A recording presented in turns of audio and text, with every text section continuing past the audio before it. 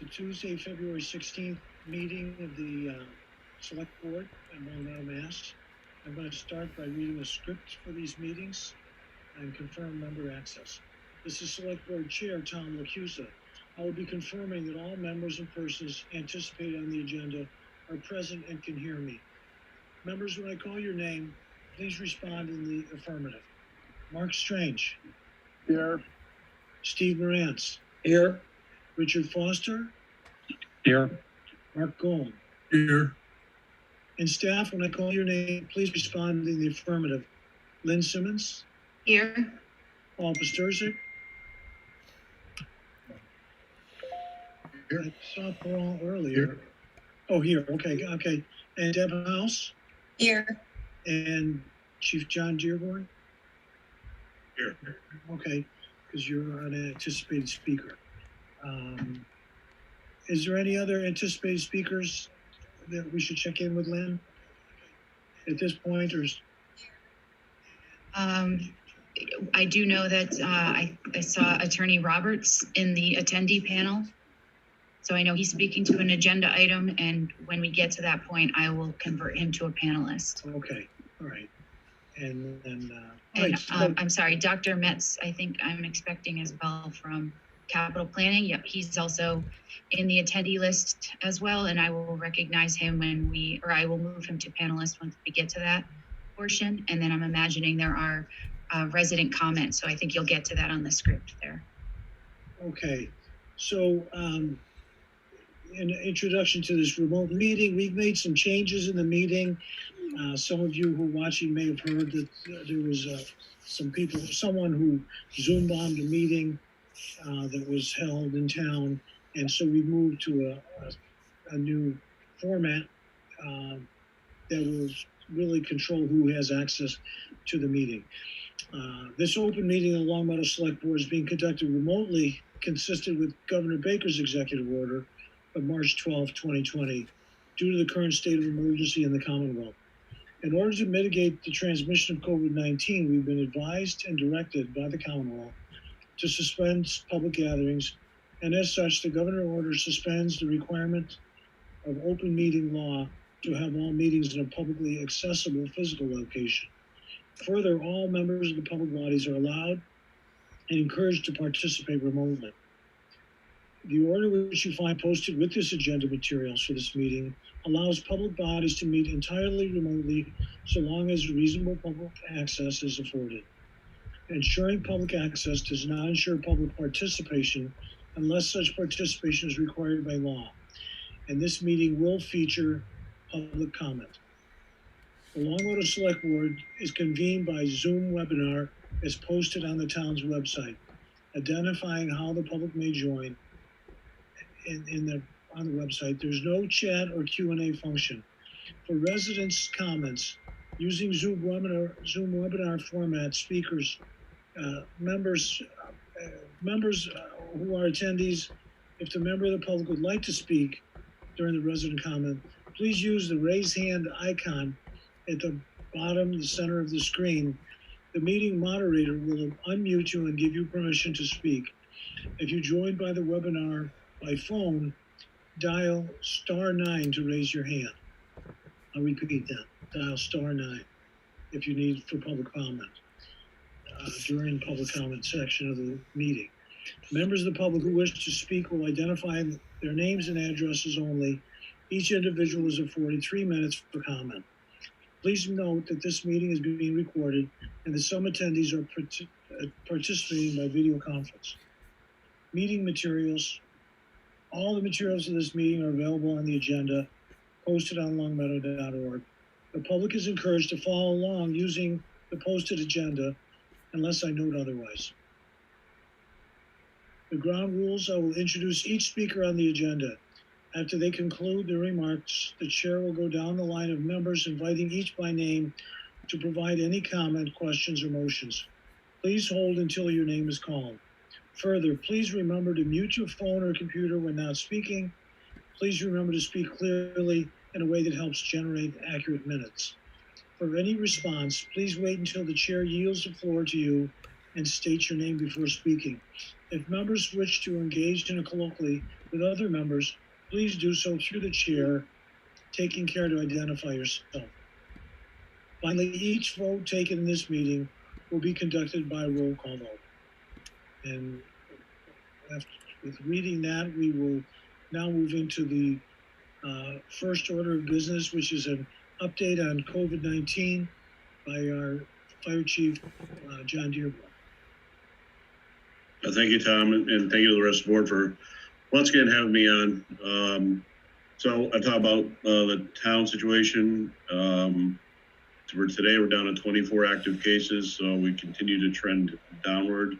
I'd be interested to see what color we are this week as far as on the color chart from the state. We're running borderline, so there's a potential we could drop down to the low risk category. The cases still are primarily family based, but we're seeing a decrease in that. We still have a few in-school cases or school age, but no evidence of in-school transmission.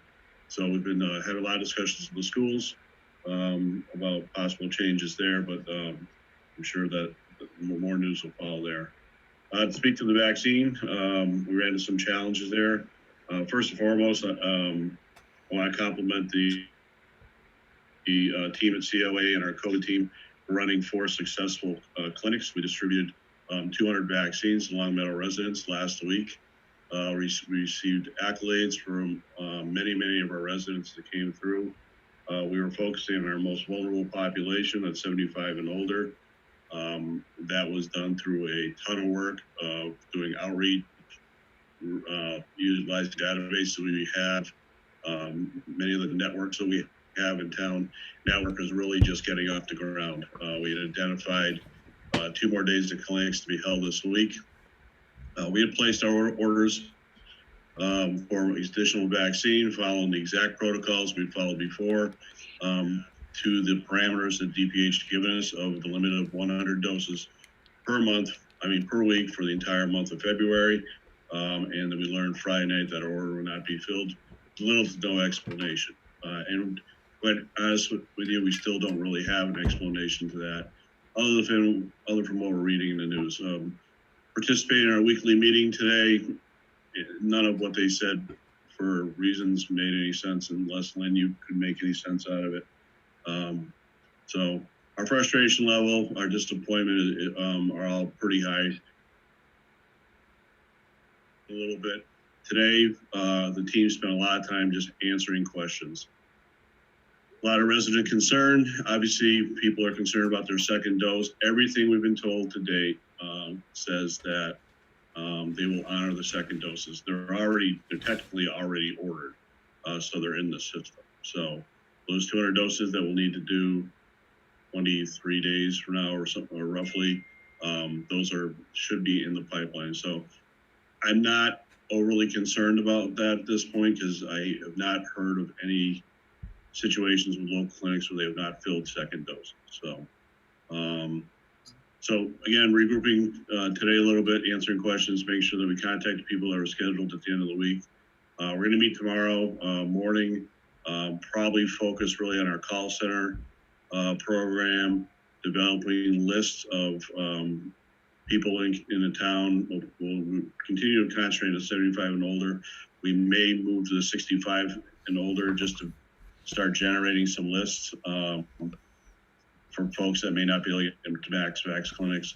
And we're also, we'd hope to kick off our homebound program either this week or next. We're going to continue to develop that list and actually start doing some outreach to those folks. So that's where we stand. I will certainly take any questions through the chair. Well, there's a couple of things we'll go over, but I think first I'll see if other members of the board have any questions. Mark Strange? No questions. Okay. Steve Morantz? A question on the lists. You're developing these lists in case we can give these vaccinations going forward, or I'm not quite sure what the lists are for. Since we have the either CVS lists or Eastern Mall lists. So the list we're developing will be primarily identifying folks that, with mobility issues. That's what we really dealt with to run them through our own clinic. We do, and nothing's been indicated that we won't get vaccine eventually. It appears to be that we're tied up in the supply issue right now. But we'll also utilizing the call center or volunteers to perhaps look for other options for some of these folks through CVS or the mass vax clinics. Again, we really want to do everything we can for them. Having lists also is a little bit of a strategy on our part so we can demonstrate the community's need to the state. So we want to really report that we are far, we continue to move forward with it.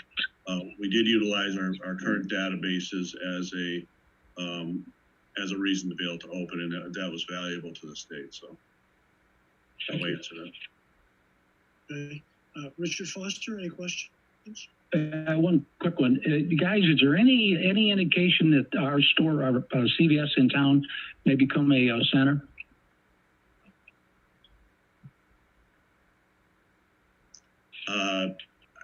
I'm not sure, Richard. It was both one of the stores and the Big Y appeared on lists. They currently don't show any accessibility to them, so I'm not sure. I can research that more if you'd like. So no, just a general question, John. Just if you'd heard anything, that's all. Nothing definitive. Okay, thank you. All right, and Mark Gold, I am going to talk about the letter you put together, but did you have any questions for the chief directly? Yeah, I did. I was just wondering if there were any other local communities that were still active in local, either Board of Health based or retail based vaccinations that you knew of. There's a few communities to the north of us that are still operating regional clinics. I can speak for East Palmetto. East Palmetto is still finishing up with a first responder and some of their phase 1 work they did. They did a little bit more phase 1 work than we did, direct phase 1 work. We did most of ours through the federal program. They had some places that didn't qualify. So but they did not get any new first doses this week. They did get second doses to finish first responders. And Wilbraham also did not get their doses. They did not confirm in Palmer. I don't know, Lynn, did you confirm that? They're running a multi-town regional, but they were only getting 100 doses also. It really wasn't even worth what they were doing. I mean, it's worth it to a certain extent. Northampton is running a regional, multiple communities up there, and they did receive new first doses this week. So. Okay. Well, thank you, Chief. I imagine it was quite a shock to hear that we wouldn't be getting additional doses, not alone just maintaining our level. Last Friday, I know you were there with Lynn and myself, and we had visitors. We had Representative Brian Ash and Senator Eric Lesser, and showed them the setup and how we could easily expand that to take on more folks who could get shots right in town here if we had them available. And so what I'd like to do is share my screen. I hope that I can do that. Oh, you have to allow me to do that, Lynn. Is that still a possibility? Yeah, I'm looking for it right now. Okay. There we go. All right. Great. And okay. So this is a letter to the governor that was put together. Mark Gold put this together. And basically it's saying, it's written on behalf of the 15,700 residents of Long Meadow, expressing our dismay with the Commonwealth confusing, ever-changing COVID-19 vaccination program. I am not going to read the whole letter, but it talks about the strength of our public health department and how we've been giving vaccinations for flu residents and the amounts of people that we've had, and that, you know, we basically are not happy with the fact that we have not been getting, the number of vaccinations for COVID-19 was reduced without any prior warning, especially. And so this letter was put together, and we'd like to send it out to the governor, to Mary Lou Sutters, to Eric Lesser, Brian Ash, and Senator Joe Comerford. I know I just gave it a brief sort of description. All the members of the select board have been able to look at this.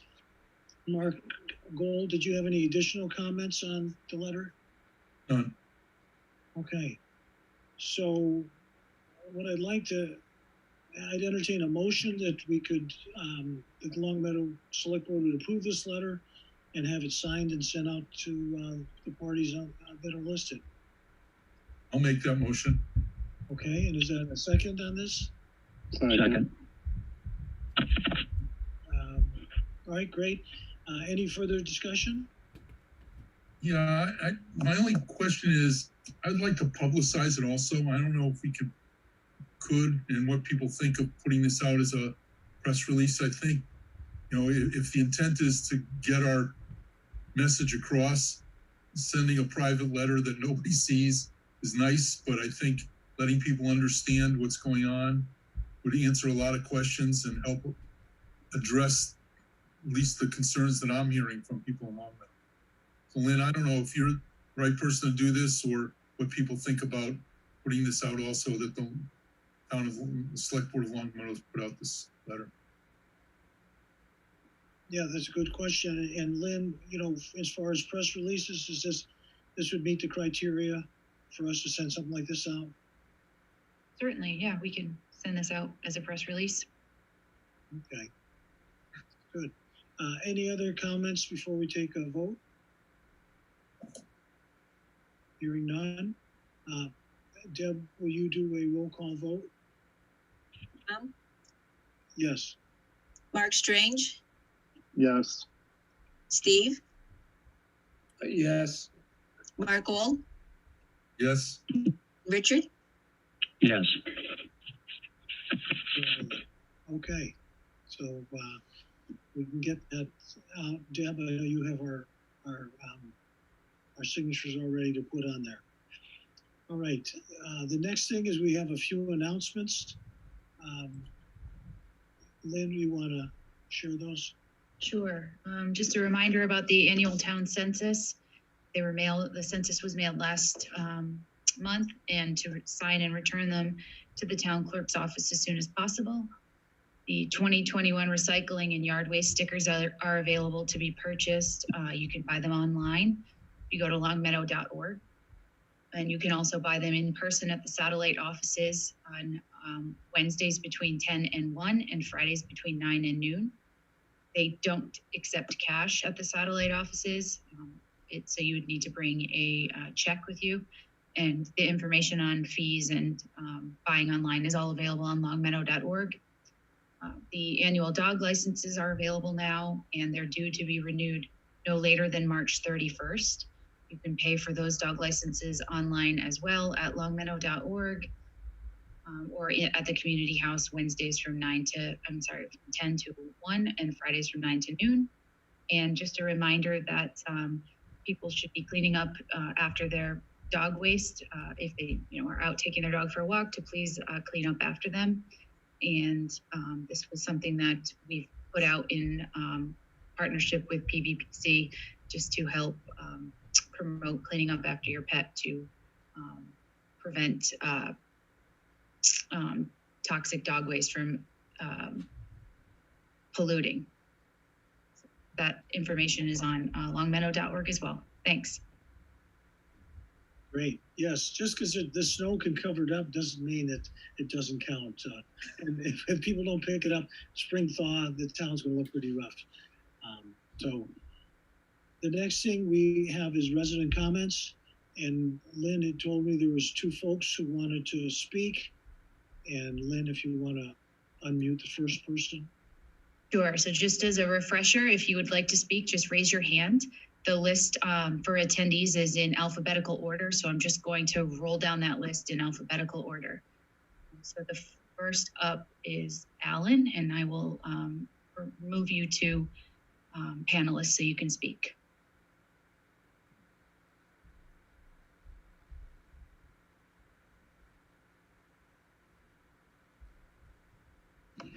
Yes, hi, can you hear me?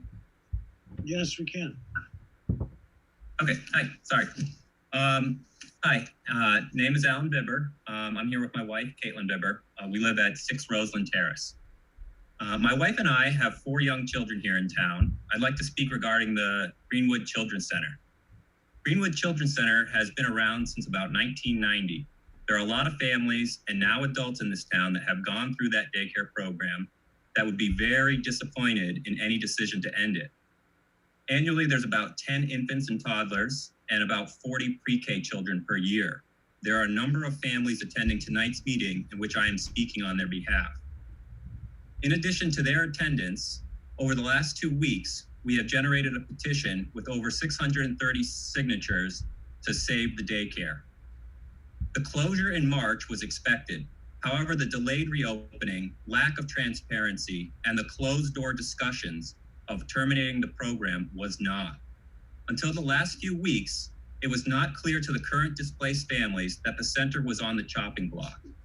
It is my understanding that the park board was informed a week before Christmas that the town manager and finance director, in planning the budget for FY22, had decided against recommending that Greenwood Children's Center reopen. But when asked for details at the February 8th park board meeting, they had none to review. This is very concerning that in 27 days, you're going to be asked to approve a budget, eliminating a program on what appears to be a whim. At this time, I'm requesting that the daycare program not be eliminated from the FY22 budget, that the town put forth a wholehearted effort to reopen the center as soon as possible and revisit this topic for the FY23 cycle. I think the process of reopening is being painted to be more difficult than it is. Literally, the former director of the daycare is reopening a center that changed hands in Long Meadow as we speak, East Long Meadow. Parents like myself would like to work with the park board, the town manager, and the finance director through a fiscally transparent process with the aim of keeping this beloved institution going. Many families and their children have been suffering through this closure. They have lost their extended family at Greenwood. The teachers and staff are the best you can find, and the classmates are the community these children will be with for many years to come. What kind of message are we sending to residents and potential residents that fostering our youngest children here inside the town limits is not an asset to all of us? Many of the Greenwood families like mine have kept their daycare-age children home or hired private in-home care in the short term. This is not sustainable. And at this point, there are no reasonable options that would avoid sending our children outside of the town during a pandemic. The system is already strained for capacity pre-pandemic, current wait lists in town included. Most families think of Greenwood as a complete program. Losing the daycare option would severely strain managing several children, forcing us to find a comprehensive program outside of town, further reducing enrollments in the before and after school and summer camp programs. I urge you to take this into great consideration when doing the budget this year. Thank you for your consideration. Okay, thank you, Alan.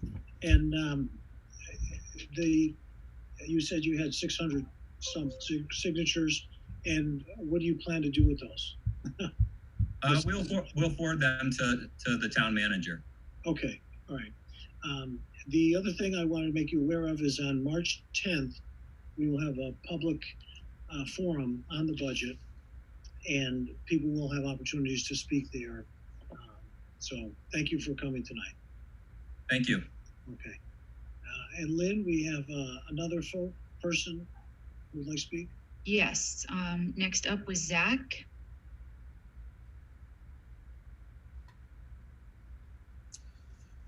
Yes, thank you, Tom, and thank you, Lynn.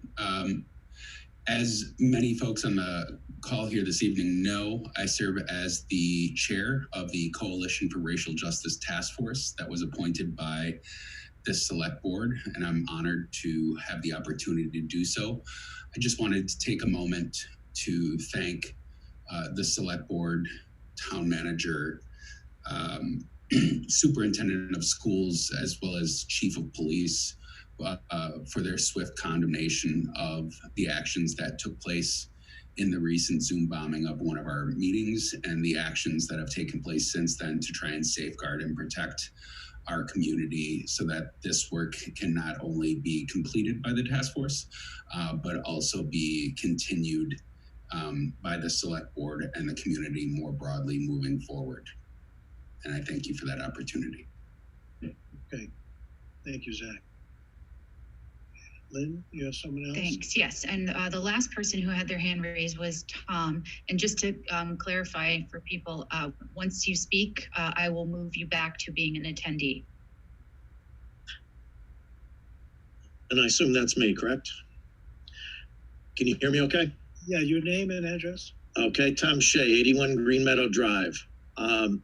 So first I want to speak about the irrigation exclusion on sewer charges. And then if you give me some leeway, I want to make a brief comment on one other issue so I can go back in the queue, however you want to do it, Tom. So regarding the irrigation exclusion, so Richard Foster and Mark Gold have taken the lead on this issue for the select board. Both are very knowledgeable on the topic and have posted materials on the website. I appreciate their knowledge on the topic and their interest on it. On Monday, I sent a correspondence on the topic to the full select board, which you should have. There are 4 basic threshold items that I'd like to go through. The first is the town of Long Meadow purchases wholesale water under a long-term contract from Springfield and then bills water usage by 100 cubic foot increments. The town of Long Meadow pays Springfield a negotiated rate set annually for the processing of wastewater at Bondi's Island and Agawam. It is important to note the wastewater processing is a fee based on wastewater processed, not on water purchased. Richard had noted this various times, and also the topic of infiltration. I'll acknowledge this and say all users should pay for this. The sewer rate charged by Long Meadow to its citizens are based on the fee charged by Springfield, direct operating expenses of the DPW, Water and Sewer Department, and allocated debt service. The operating expenses include allocated DPW expenses, including the new DPW building. No wastewater fee is charged to Long Meadow by Springfield for water used for irrigation. It is absorbed or evaporates and never gets to Bondi's Island. Residents that use more than 200 HCF are not charged sewer fees on the use above 200, maybe 220, I forget. Consequently, residents who irrigate are being charged a sewer fee erroneously on irrigation water, since the town is not paying Springfield to process the non-existent wastewater from irrigation. Residents that irrigate are subsidizing the sewer charges of residents that do not irrigate. This is a threshold issue. I'm not sure everyone fully understands it. In my case, you've used a couple of minutes already. Yeah, I got another minute. That's right. In my case, I've likely been overpaying for my sewer charges for 32 years. So I got a couple other things, but Tom, I'll cut to the chase. Lynn has attached a 2017 study by DOC Engineering that shows various options. The foundation of my proposal is the town measure water usage monthly, which we're already doing. Richard has mentioned a 4-month period. I would propose 7 months or 6 months like DOC has mentioned. My proposal does not include a separate meter, which I've got. I can talk a little bit about that, but I believe that to be cost prohibitive, and my home would involve tearing down a closet. I've tried to keep my proposal simple and cost effective for the town and for individual citizens. And I believe the aforementioned petitioners, as you're aware, there's a potential petition, would go along with my proposal. what my proposal is to establish a reasonable non-irrigation benchmark or base, which be the 6 or 7 months non-irrigation period, being October through April. Give me a few more minutes, Tom, if you don't mind. This is a pretty big issue. For the months of May through September, a sewer charge will be billed on the lesser of actual usage or the monthly benchmark calculated. Sewer charges for October through April would be based on actual usage, and water would be billed based on actual usage. Basically, you establish a base for the 6 months, and during the summer irrigation period, you don't charge above that base. Long Meadow DPW has the data. This would be computer programming, and by that way, people would not be charged a sewer fee on irrigation water. If we could, if you. So if you need anything more, as this is discussed later, I'm available. Thank you for your time. Thank you. And we will have a study group that you're welcome to join. So thank you very much. Okay, Tom. The only thing I'd mention is it would appear this has been studied to death. Now's the time to make a decision. I think what I've proposed is reasonable, but I will join said study group. Thank you. Okay. And Lynn, is that it for resident comments tonight? It does look like there's someone else that raised their hand, Olena. I will transition to panelist. Great, thank you.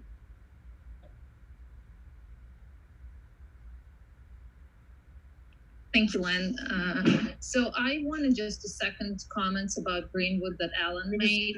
Could you start with just giving us your name and your... I'm so sorry. Yes, Alana's laptop address is 105 Lawrence Drive. I wanted just a second comments that Alan made earlier about the Greenwood. I didn't necessarily find it funny that we have over 600 people who signed the petition. Greenwood was one of the reasons why we chose to live in this town. It was our family, and we find it embarrassing that town doesn't find this program to be valuable, number one, and can't make it profitable. I'm having a hard time understanding how other towns have daycares, they can make profit out of it, and Long Meadow can't. We would love you to consider bringing this back to our town, and we would like to be part of the Greenwood family going forward. Thank you. Okay, thank you very much. All right, and Lynn, do we... I don't see anyone else with their hand raised. All right. All right, well, thank you, Alina, and then we'll... Wait, I'm sorry. Do you allow a public comment again? Mr. Shea is raising his hand again. Usually a person has 1 3-minute comment. I don't know if any other members of the board have any ideas on that, but I would imagine that, you know, he's used his 3 minutes. And a lot of things in his first comment were things that we've all discussed as a board several times. So I would say he can wait. He may have to wait till next meeting. Okay, the next thing is we have the capital planning committee presentation, the 2022 capital budget's final report, which we've all received in our packet. And so, Lynn, how do we want to do this? Do you want to make comments, or do you want to have Mr. Metz? I just made Mr. Metz a panelist, so he should hopefully now have access. I see his name on the screen. So I think this is the capital planning's presentation. So I think you would maybe want him to go first. Yeah.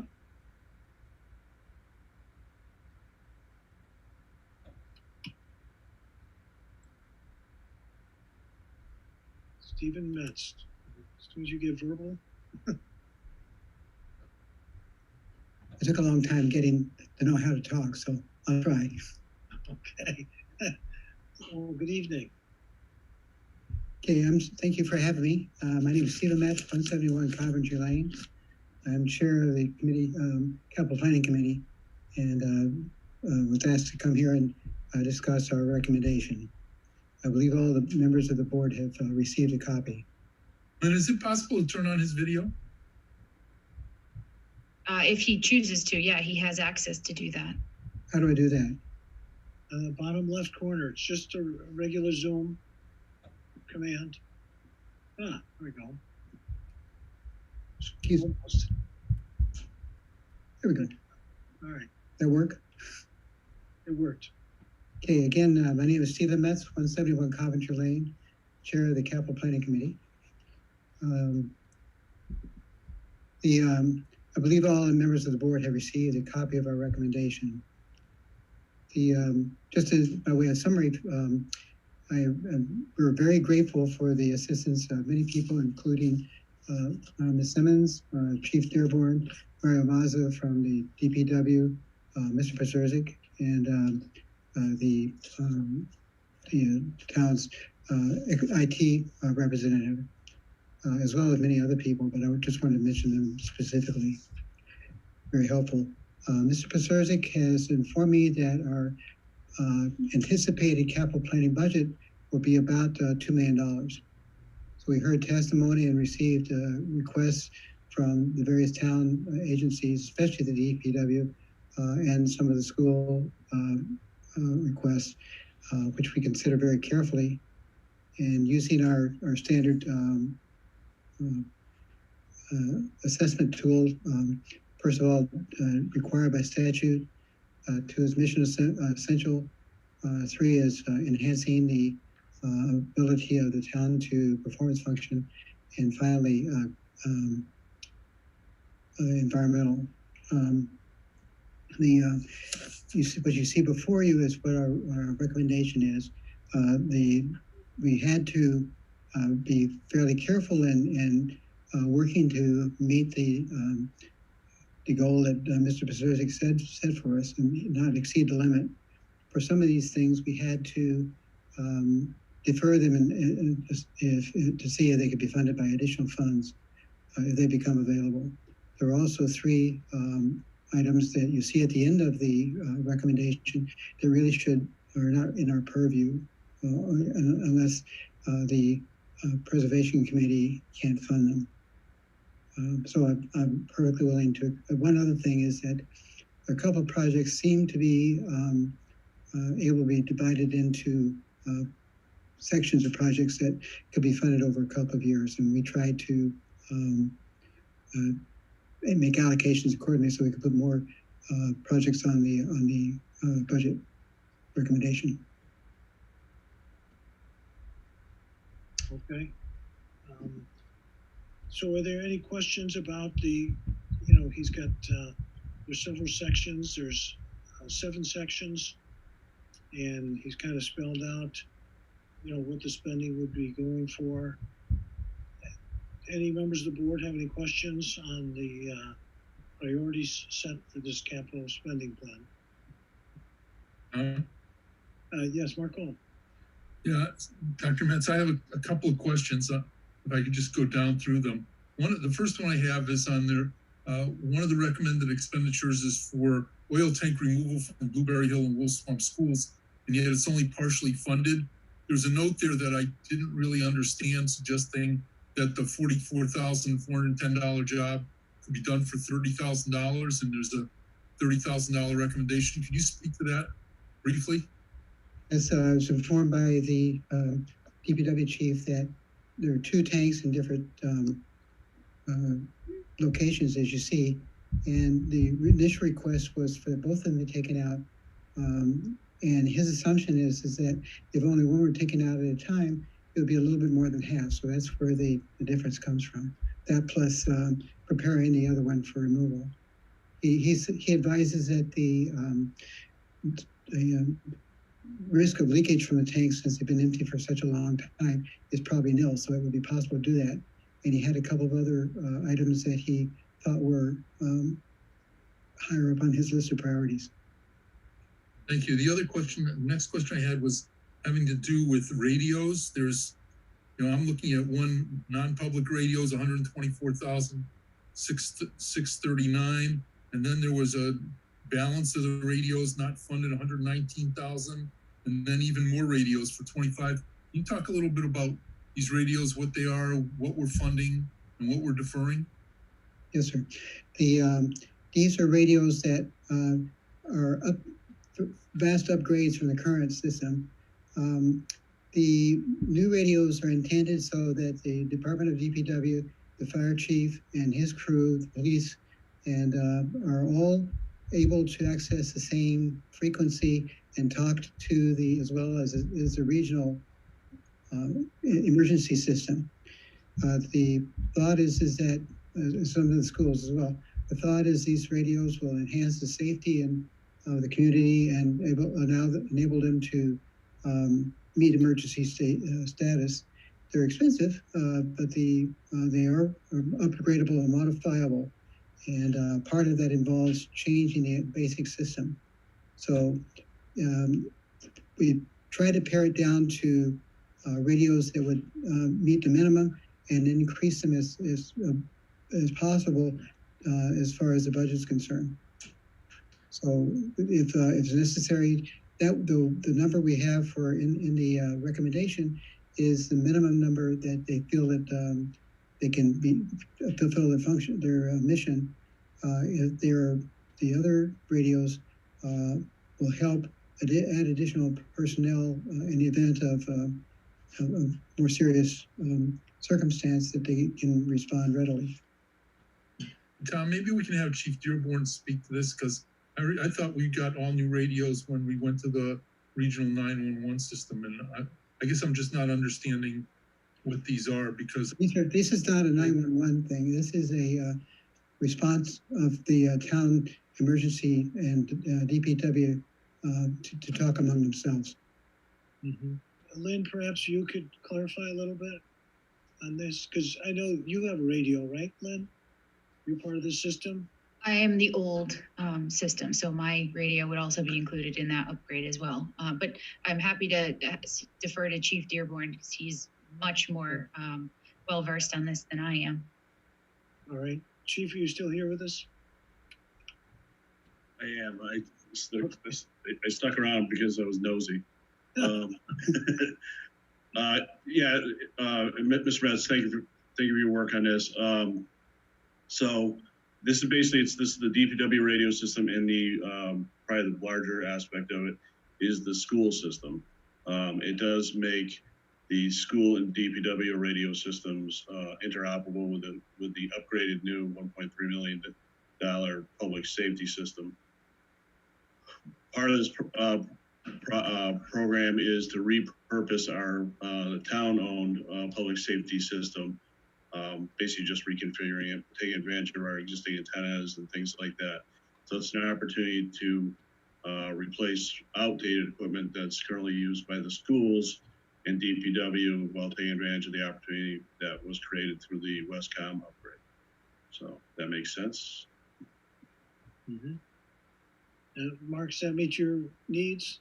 Yeah, I just didn't understand, because I thought we were told that when Westcom came in, that the beauty of Westcom is that they were going to be compatible with some of those existing, you know, intra-town communication systems. Apparently they aren't. Well, Mark, they are, but the issue we're having is that equipment is, and I believe I spoke to this when we talked about the Westcom system. The issue we have is that the DPW equipment and the school equipment and the old fire and police equipment was all bought at the same time. So I think our discussions is probably over a year ago now. You know, we're looking at some of the cost savings for Westcom to reinvest it and to kind of take care of this issue going forward. So, so that was really the approach. I don't get anything out of this. I just wrote the proposal for the schools and the DPW, but it's a overall public safety operational system. So, thanks. Just for last clarification, you know, how many radios are we talking about, and is it the three phases that are listed here? 124, 124,000, 119,000, and 25,000, and obviously it's going to be more if we wait a second or third year because prices go up. Is that And does that do it all, or is there more beyond that? I apologize, Mark. I wasn't prepared to speak to it tonight. I know the proposal in front of me. But the over the complete proposal that was provided to the town manager for capital planning was a one-time expenditure with a anticipated lifetime of 10 to 12 years. So I apologize. I don't have it in front of me. So that's fine. Thank you. Okay. Any questions from any other members of the select board on the capital planning priorities? Yeah, Tom, I can't raise my hand, but I'll just talk to you. Yes. I was concerned for the last several years, after we fought pretty hard to get this fund built up, we have been allocating $400,000 on sidewalks. And it appears to be this year that there's an attempt to drop that back to 225. I'd like to have somebody talk to me on why that reduction's in there. I can answer that one. Again, it comes down to how many projects you want to satisfy. Either, so we tried to allocate the rest of the sidewalk to other projects that were also seen to be essential, and leave the rest. I'm trying to figure out a way to say this. The sidewalks, there's no relationship to the funds we recommended and which sidewalks get repaired. The idea was the sidewalks can be repaired up to the level of the funds allowed it. And if we wind up with more available in the capital fund, then the idea would be that the sidewalks repairs would be the first priority to use those funds. But if you notice, the everything on this list is pretty much mission essential. So it is a question of trying to be fair between the various projects. Well, I guess my point is that we spent several years and we assigned that money to be spent, and now it looks like that was a select board directive, and now it looks like we're redirecting that money. And I'm very, very concerned on the redirection of especially of a item like that to where the outlaying cost is several $1 million. The assumption that we can only fix what money we have, I don't think it's not a valid description to me, because we knew how big this program was. Okay. Before we put this, hold on a minute, Dr. Metz. Before we allocated money to this program, this town was spending $5,000 a year. And as I gave an analysis to the select board, I showed them figures that at that rate of expenditure, it was going to take us 2,800, and I believe it was 76 years to rebuild the sidewalks in this community. And that's when they pledged the $400,000. And I think that got it down to like an 18-year program. We have a massive backlog out there of defective sidewalks. The tort liability is pretty heavy. There's no one's going to dispute that. I'm very concerned that we are now starting to backtrack on those types of things and dilute that energy.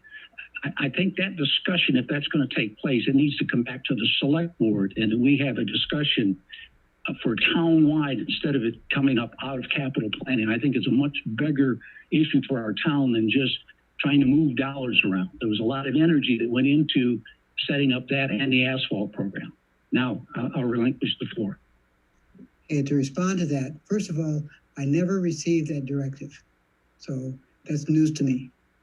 The second is, of course, it's the select board's purview to look over the recommendations, as you well know, and request that we re-examine certain aspects of it.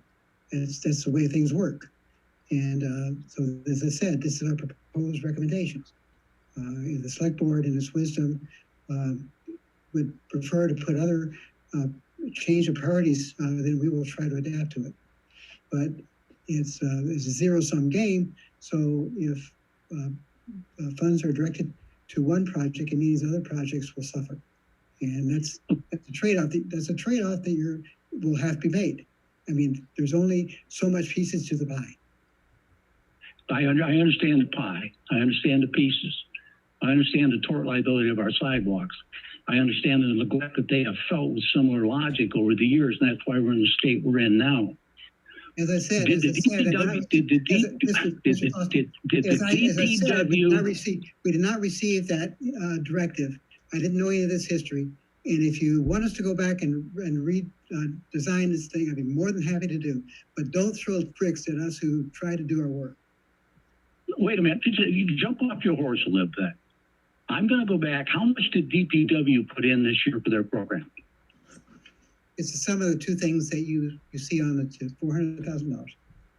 Okay, so someone made a decision then to cut their program in half. It was us. And it's a recommendation because the other things that were requested by school, the town, and the DPW. Okay, so I think you're right, Dr. Metz. I think the select board needs to have further discussions on this then. Okay, that's all I have. Thank you, Tom.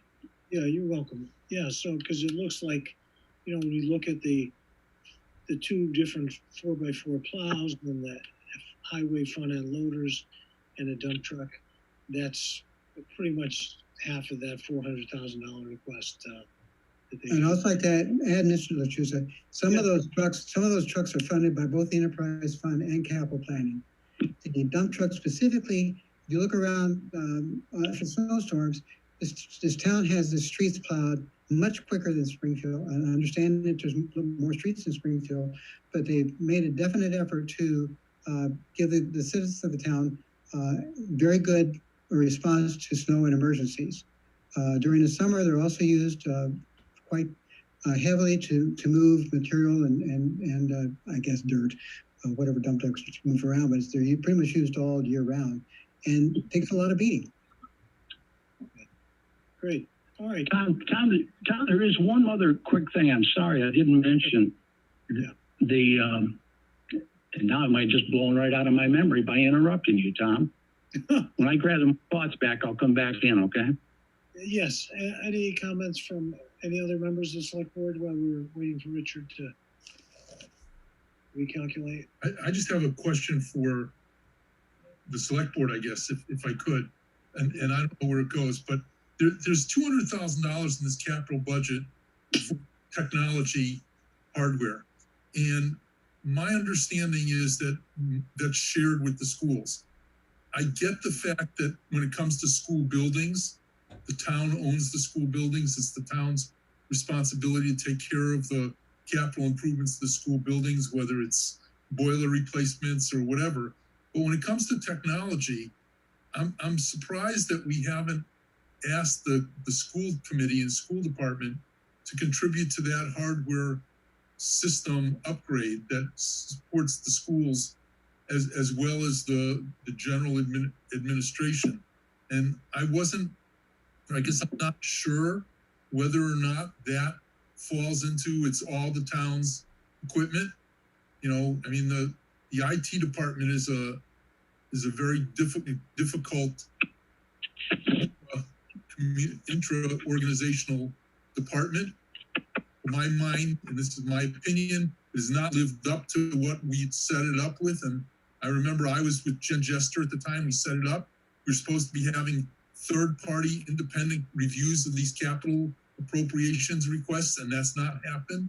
And so when I look at this and say it's all laid on to the town for $200,000, it kind of concerns me because the general administration, general budget part of the town isn't the beneficiary of this in its entirety. And I think we need to have that discussion with the school committee about picking up some of the capital costs of systems upgrades. Okay, thank you for your comments. Richard, were you able to find your thought? Yeah, I caught it right after you took the mic away from me again. The CPC projects, it's very disturbing. And we've mentioned this year after year after year. Dr. Metz is very much aware of the concern that we've had over this. And that even when I was on Capitol, we had the same concern. These two programs need to be dovetailed and laced together and placed down on a stretcher because there is some crossovers. And we sit here looking at the capital program, not having any earthly idea what the CPC is doing. And in previous years, there's been considerable lap over between the two programs. To the extent possible, just to kind of throw in a little information, to the extent possible, Mr. Weiss and I try to keep in good communication so we can share the cost appropriately and therefore get more bang for our buck. So it's not without trying. Mm-hmm. Right. They only have certain things that they're allowed to spend money on. Okay. But I've seen them. They bought heating plants in the past. There's been some fairly major expenditures. But what I'm talking about, Dr. Metz, is we don't see tonight laid down beside your request what CPC. Years gone by, they would have been identified in the program. When we had the big spreadsheets, it would be identified that certain things were going for CPC funding only, and that certain things were going for capital funding. We no longer have that element present. And that's where the confusion gets in, because we're not sure, because the CPC is also tax dollar based. Well, I would be happy to ask Mr. Weiss to provide you that information. I don't happen to have it right now. All right. Tom, if I may, I can address that if you'd like. Lynn, yes. Yeah, Okay. there were only 3 CPC applications this past round. If you look on Dr. Metz's spreadsheet, the second page, the library, the carpet at the Children's Center at the library, that is a CPC application, and that was, I think that was funded, if I'm remembering correctly. All right. And Tom, I don't know if you're able to see in your view here, but Mark Strange has his hand up. Oh, yes, I can't see. Yes, Mark Strange, please. Yeah, I just had a couple of follow-ups for Dr. Metz. Do we, following up on Mark's question about the school IT infrastructure, do we know what that is? It says core technology infrastructure relocation. Do we know specifically what that entails? Yes, the initial idea was to have the major technology machinery, or whatever it's called, equipment in the high school, but nobody made allowances when the high school was actually being built. So where it's located right now is down in the basement among all the heating plant. I went down to look at it. It looks like a jury rig system. The ventilation is by a large, I don't know what these things are called, expandable tube that leads from the place where the equipment is out through a door. And if that gets blocked off, then the equipment heats up and useless. It's also on a pad that has communication with the part of the basement that has the water heating system in it. So if they spring a leak, it goes right underneath the wall into the equipment. It is, so what they are proposing, and this is a several-year project, is to move this to a safer location. I think it's built from the ground up. I don't remember exactly where this is. I think maybe the Greenwood Center. But in any event, so this is part of the planning project for that, in addition to trying to upgrade the safety of the space that you're in. And refresh my memory, what's the line of demarcation between what falls in the town budget and what falls in the school budget with respect to our facilities? That's something I have to request from the town manager, because I don't really know. Okay. And just one final comment. Just generally speaking, I think infrastructure is a place where we want to prioritize our tax dollars. Realizing that the town has a lot of needs, but I would agree with Richard that if at all possible, I think we should get back to funding the sidewalks. If I don't recall if there was a policy or a vote, or if it was before my time, but if the select board did make a vote or decide to make sure that we budgeted $400,000 a year for sidewalks, I would fully support that. Thank you. Yeah, well, thank you, Mark. And just to follow up, Dr. Metz, thank you for your last comments, because Mark Strange, you may remember that the audit committee had brought this issue forward, that they thought that having the computer, all that equipment so close to the boiler room was a big liability for the town if there was an accident. And so I know that that's a priority, you know, for the audit committee. And I don't know, Paul Pasturzik, does that rings a bell for you, right? Yes. Yeah, they were big on a lot of that technology, many technology issues, Yeah. security, location, so on and so forth. Yeah. So this isn't something the school is brought forward. I think it's something that the town has actually initiated this move of equipment, and it is they're looking at protecting the capital that we've already invested in you know, servers and everything else. So, Lynn, I don't know if you. Oh, go ahead. I'm sorry. If I wanted to especially thank my committee members for their efforts in too. Dan Healy, John Skypeck, Ira Smolowitz, Adam Metz, and Peter Vermish. All right, thank you for mentioning them. Yes. Just when it comes to the CPC, I do have their recommendations in front of me. They are recommending $190,000 for the Wolf Swamp School playground. They are recommending $21,000 for carpeting at Storrs Library Children Room, and $4,000 to upgrade the irrigation at the community gardens. Okay, good. All right, thank you, Paul. So then we will, well, thank you, Mr. Etz, for the capital planning presentation, and we will move on. We have a lot of things on our plan for this evening, and we are behind schedule by 15 minutes. I don't know if we'll ever make it up, but we are ready for our school budget presentation, and our superintendent of schools, Marty O'Shea, will be presenting this. So I would like to turn it over to you, Mr. O'Shea. Superintendent O'Shea. Are you with us? I am. Also on the call, let me just get my video going for you. Hang on one second. I can hear you. All right, there we go. Also on the call is the chair of the school committee finance subcommittee, Jamie Hedge. So maybe Jamie, I don't know if you have any introductory comments at all. Yep. Thank you, Marty, or Dr. O'Shea.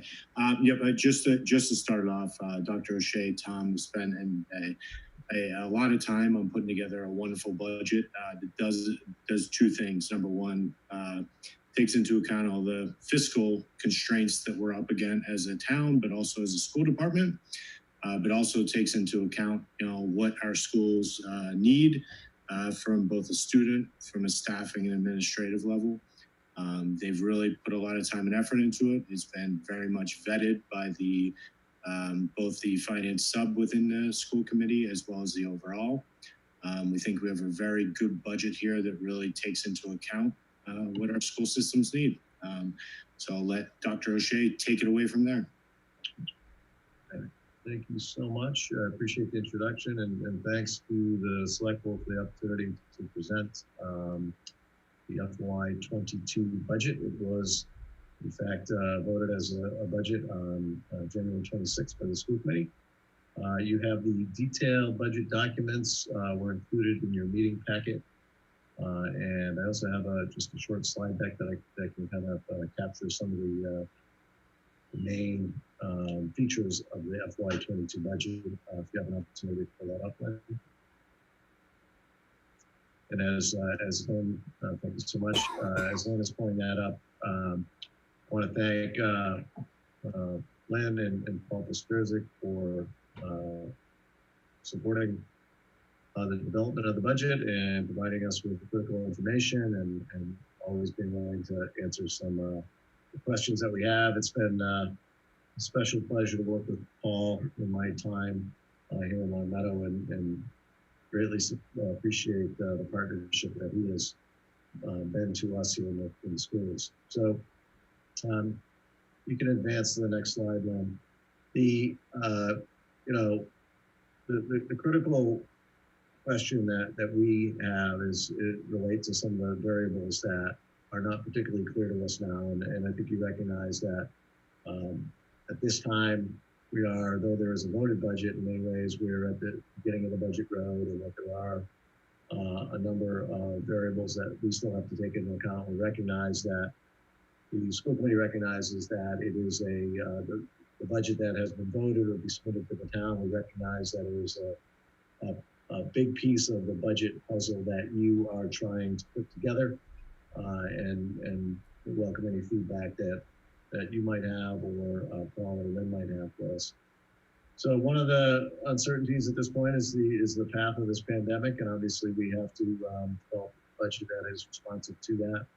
I would note that we do anticipate that there'll be some additional federal stimulus funds that we can talk about shortly that will be available to us to assist us with the FY22 budget. And then, of course, we're heading into a school year where the academic and social emotional needs of students are different than what we've ever experienced in the past, and we want to be sure that we're responsive to their needs as those needs become clearer and clearer to us. And so on each of these things, there is some emerging clarity for us. And then you can skip to the next slide. The critical question that was in front of the school committee this year as they developed a budget for FY22 was whether to develop a budget that was reflective of the voted FY21 budget, or to develop a budget that was reflective of the service and staffing levels that we have developed in response to this pandemic. The quick answer to that is that this is, in many respects, a post-pandemic budget. It is a budget, the budget that is in front of you and that is detailed in the documents is reflective of the service level and the staffing levels that were part of the FY21 budget. And then Lynn, thank you for the next slide.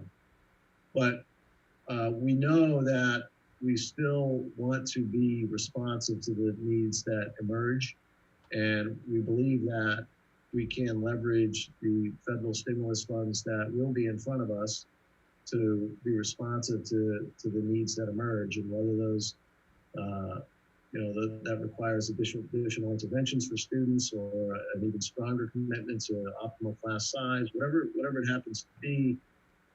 We think that when these stimulus funds are realized, that we'll be able to have an option to apply those to the FY22 budget. And even beyond this ESSER 2 fund that is depicted on this slide, I think you're well aware that there's continued conversations for even more stimulus funds coming out of the federal government. So we'll continue to be attentive to that and explore how those funds can be used to support students, noting that there's an option to stretch those funds into FY23. So we'll be mindful of that for sure. Next one, Lynn, please. So what does that mean in particular? Our thoughts around how we might apply the federal stimulus funds that are before us. Certainly being responsive to health and safety. I think we're all trying to understand where this pandemic is headed, and certainly our first duty is to ensure that we have safe learning environments for kids and for staff, and so that would be an obligation perhaps of the stimulus funds that are in front of us. And then again, some of the other potential uses that would support our work and our mission in FY22. Thanks, Lynn. We can kind of zip through this, but certainly how are the dollars that we're fortunate to receive from the community, how might they be allocated? We want to continue that relentless focus on standards. We know that next year we'll need to really focus in on essential standards for students. This school committee has been, and our administrative team, we've been very committed to addressing inequities and ensuring that all students have full and appropriate access to the curriculum. And then certainly supporting our teachers as stakeholders as well in terms of the professional development that we provide to them. Next slide, please. So I'll get to the perhaps the hard facts of this budget shortly, but just to sort of quickly demonstrate the connection between school and district goals and some of the resources and allocations that you'll see in the budget. We can zip through the next couple of slides then. So the FY22 budget, it hopefully demonstrates to the select board our commitment to ensuring that we are being cost effective. But obviously we have some contractual obligations that we need to be responsive to. And we always want to be responsive to shifting enrollment patterns as enrollment goes up and down at various grades, we'll respond accordingly. And next slide. Again, some of the other commitments that we're hoping to make, really essentially what we're trying to demonstrate here is a commitment to continuum of services for all students, those students that are need additional support, but also those students that need and are ready for additional challenge. So providing that range of supports, that continuum of supports is really critical for us. Next slide, Lynn, thanks. And then finally, I know you had some conversations relating to technology. I think this FY22 budget will continue to demonstrate our commitment to technology integration. I think it's one of the things that separates Long Meadow from other outstanding districts is our full-on commitment to technology integration. We're really pleased that the pandemic, one of the good side effects of this challenging period is that it accelerated our move towards one-to-one device deployment. And Nick George, our tech director, has been great work in terms of making sure that there's redundancy and that we have backup connections. And so kudos to Nick and his team for making sure that we have reliable, uninterrupted access regularly. It's obviously been critical to our success this year. Next slide. So this is perhaps maybe the most informative slide and perhaps of greatest interest to the select board. You'll see that it reflects some of the critical reductions and additions to the FY22 budget. I'd call your attention to the $903,000 figure that represents the amount that we believe we need to set aside for the contractual obligations. We need to ensure that we're continuing to attract and retain the best staff out there. You'll see that we have, in recent years, we've had great success in limiting out-of-district tuition because we've built a lot of outstanding programs here in district. But in the coming year, we have some particularly challenged students that we want to be sure we support in the most inclusive ways possible. And so you'll see that there is we're projecting an increase to out-of-district tuitions associated with special education students. On the reduction side, you'll see that the reductions associated with some of the federal grants. Blueberry Hill school teachers, you'll see a reduction there. That this is not meant to convey in any way that class size would increase at Blueberry. It's simply that the number of students essentially graduating from Blueberry will be greater than the number that we are projecting to come in kindergarten. There is you'll see on both sides of this ledger here making sure that we're being responsive to an enrollment blip that's making its way from 7th into 8th grade. So you'll see a reduction on one side of the ledger associated with Williams staffing, but an increase on the other side, so making sure that we can provide optimal class size for our students in that grade. There is a curriculum and textbook adoption line there that is something I'd like to call your attention to. The committee has charged us with being sure that we have set aside and allocated appropriate funds for curriculum and textbook adoptions and being sure that we're being thoughtful ahead of time and budgeting for the needs that we have in those two areas. So you can skip the next slide there, Lynn, and I'm happy to come back to any of these. I wanted to highlight this just to demonstrate some of one of the big budget variables relates to the out-of-district tuitions. And you'll see that in recent years, we've had great success in building very inclusive, supportive programs for kids so that they can be educated here in their hometown and their home schools. But as we look to FY22, you'll see that we are projecting that increase that I mentioned earlier associated with out-of-district tuitions. And so if you have any questions on that, happy to answer those further. And next slide, Lynn. And next one. So this is, again, the highest level summary of the FY22 budget. You'll see that it includes a general fund revenue increase of $840,000 over FY21. You'll see that some of the special revenues that I can describe that we're expecting a decrease in some critical areas, and that the overall budget will only be $256,398 over FY21, which, again, when you kind of line that number up against the contractual obligations we're facing, you'll see that I think it tells us that we're able to meet those obligations while keeping a modest increase in the overall FY21 budget. Next slide, please. The general fund increase that has been sent to the town manager and will be part of your budget development and part of your consideration has, again, an $840,000 increase over FY22. You'll see that is an increase of 2.35%. But again, compared to the increase in the overall budget, just a 0.66 increase in the FY22 budget. So there's some historical data for your review. And next slide. Some of the critical revenue areas that support the budget, that supports the work of our teachers and students. And you'll see that we are largely dependent on the general fund, more so than most communities, frankly. So we always appreciate the support of the select board and the wider community. And we feel fortunate that we're able to put forward a budget that will be responsive to kids' needs and create some really optimal class sizes and help us continue that commitment that we've made. Next slide, please.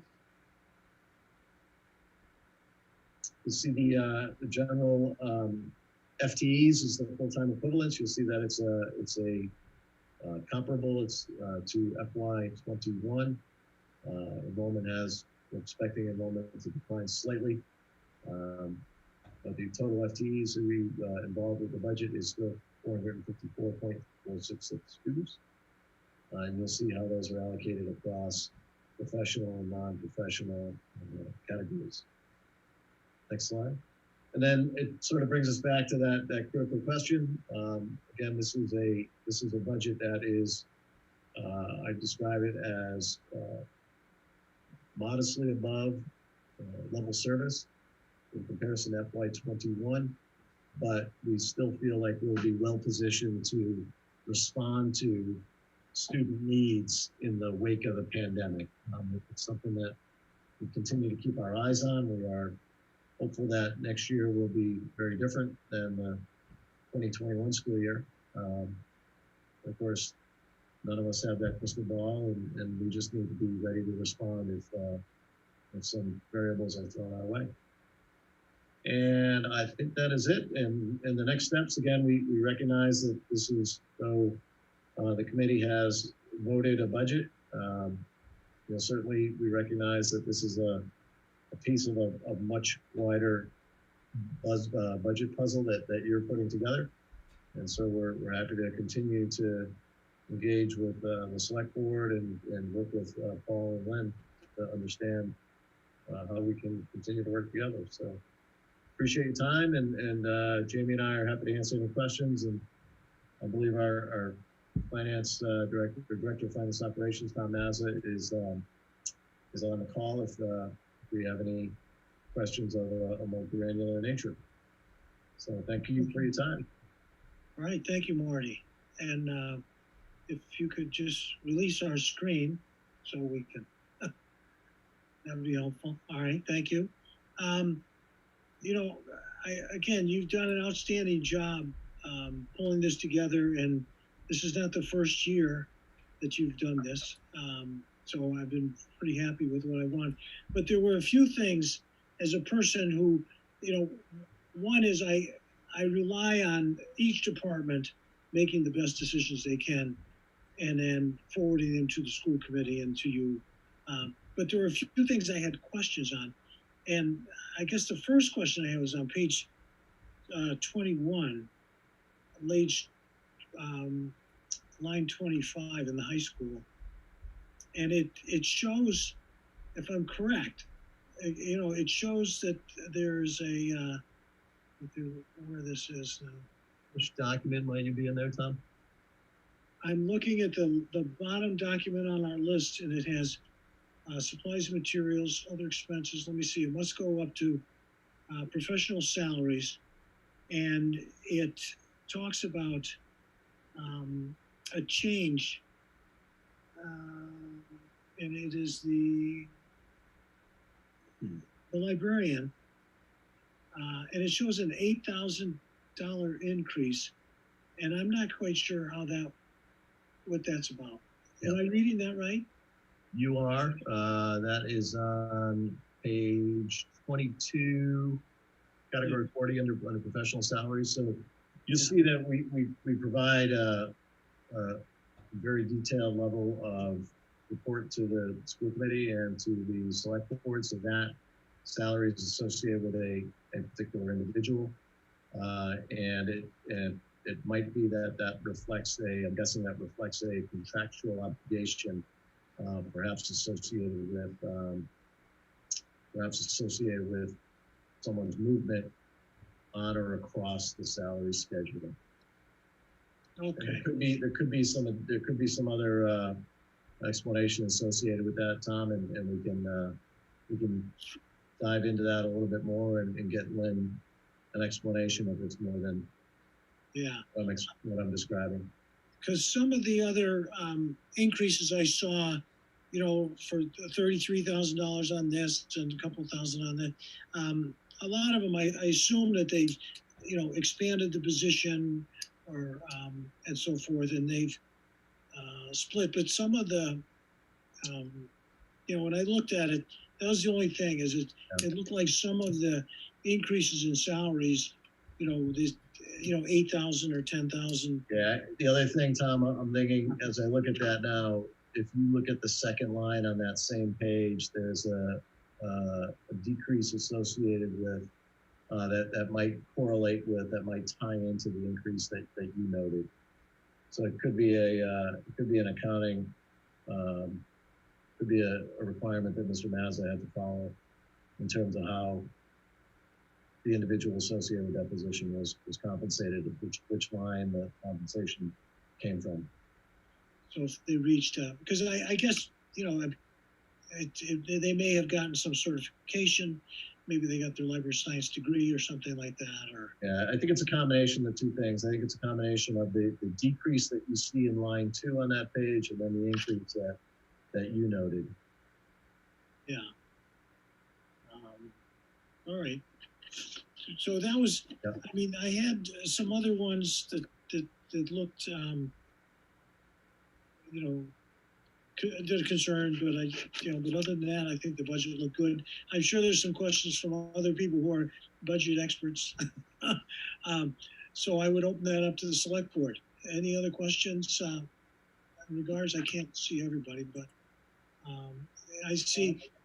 We'll take Steve Morantz and then Mark after that. Yes.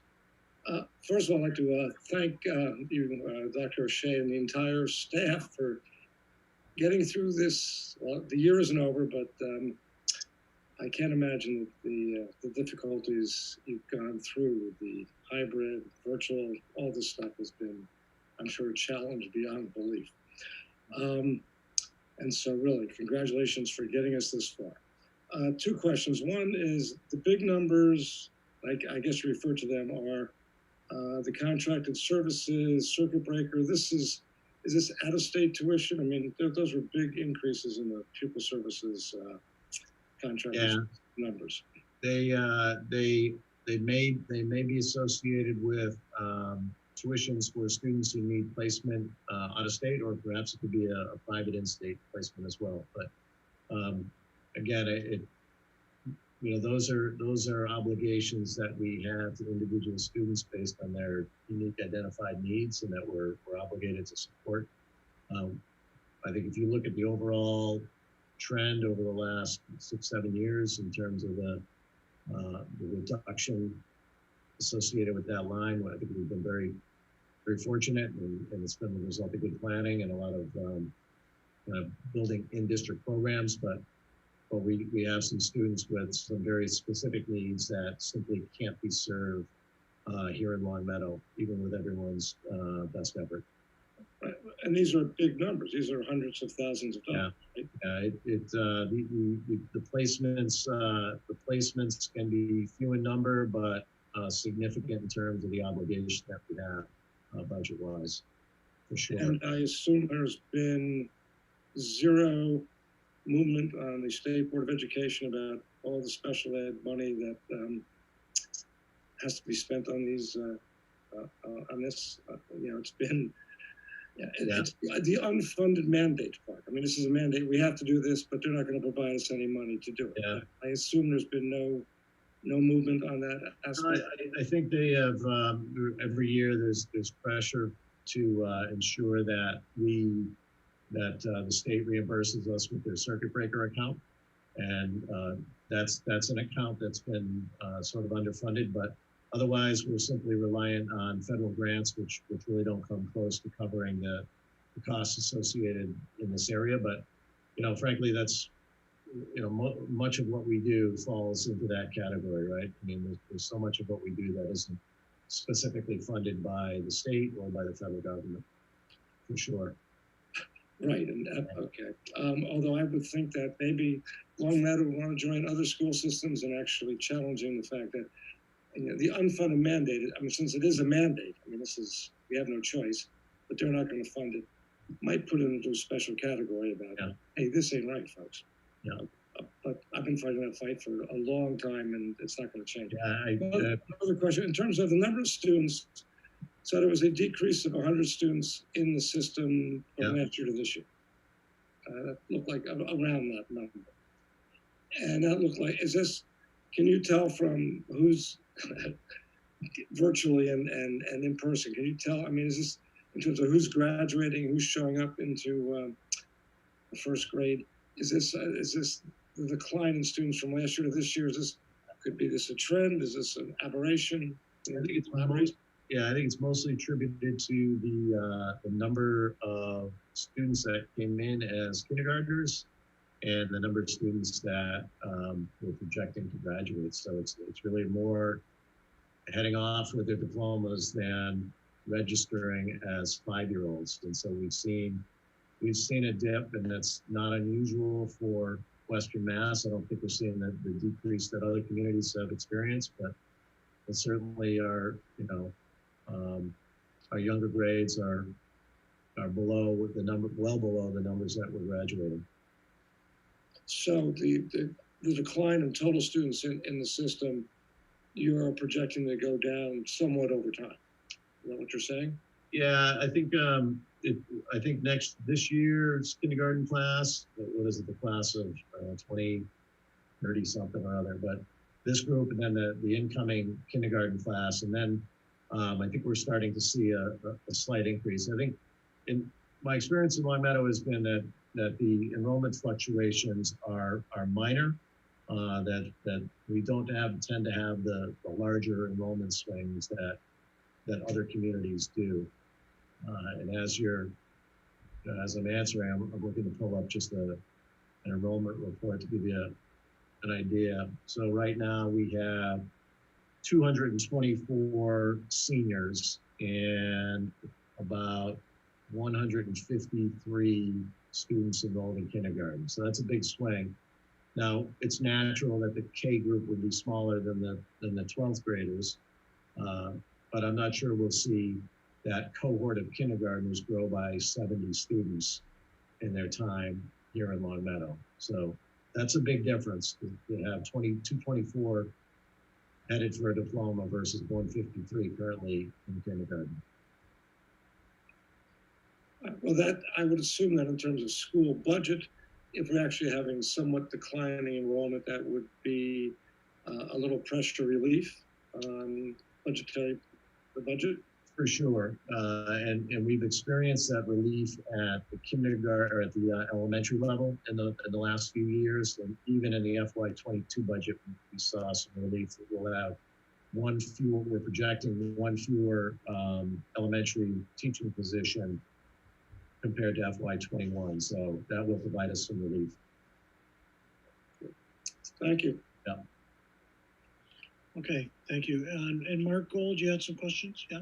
Yeah, I had a couple. First of all, thank you very much for putting this together, to Dr. O'Shea and to the entire budget committee. The school committee did a really phenomenal job. And I was just wondering if somehow we could get a copy of this slide deck, for what we did. Couple of key financial indicators, though, that I look at. Somebody who's not authorized, much less responsible for your line item budgeting, and that is the dollars per student and the FTEs per student. And can you just talk a little bit to those trends and what they should do, what they have been doing, especially as we see the population declining, how we're going to be looking at those numbers relative to inflation? Again, dollars per student and FTEs per student. So the dollars per student, I think that there's so many variables that play into that. And then the FTEs, I think it's reasonable for you and the community to expect that our overall FTEs will be responsive to declines in student enrollment. I think that the problem is when the enrollment declines are 20 students per year, that doesn't necessarily translate into a single FTE perhaps. And so I think it and so many of our costs are sort of fixed costs as well. But I think you'll see that as the smaller K group makes its way through, I think you'll see that we'll need to be responsive in the upper grades. For example, there's a little swell in the population that's going from 7th grade at Williams into 8th grade at Williams. Once that little bubble moves on into high school, in the FY23 budget, I'm certain you'll see a reduction in middle school staffing associated with that bubble that's making its way to the high school.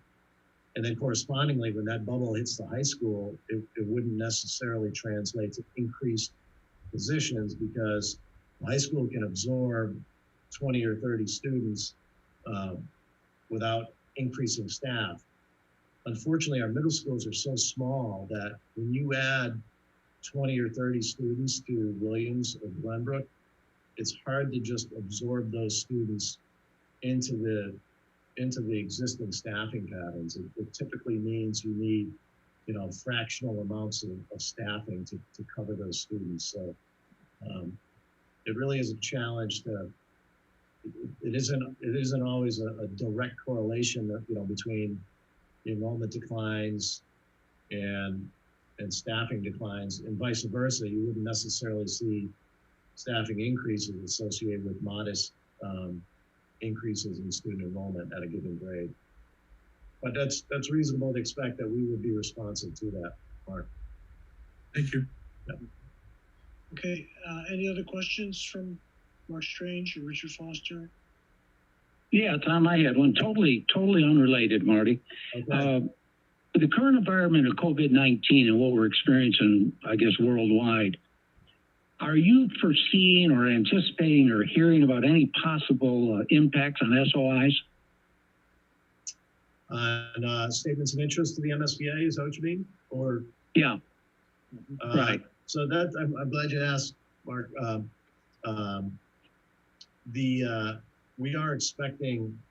We should have heard from the MSBA on our statements of interest regarding our 2 middle schools. Normally they would tell us in December or January on the applications that were filed the previous April.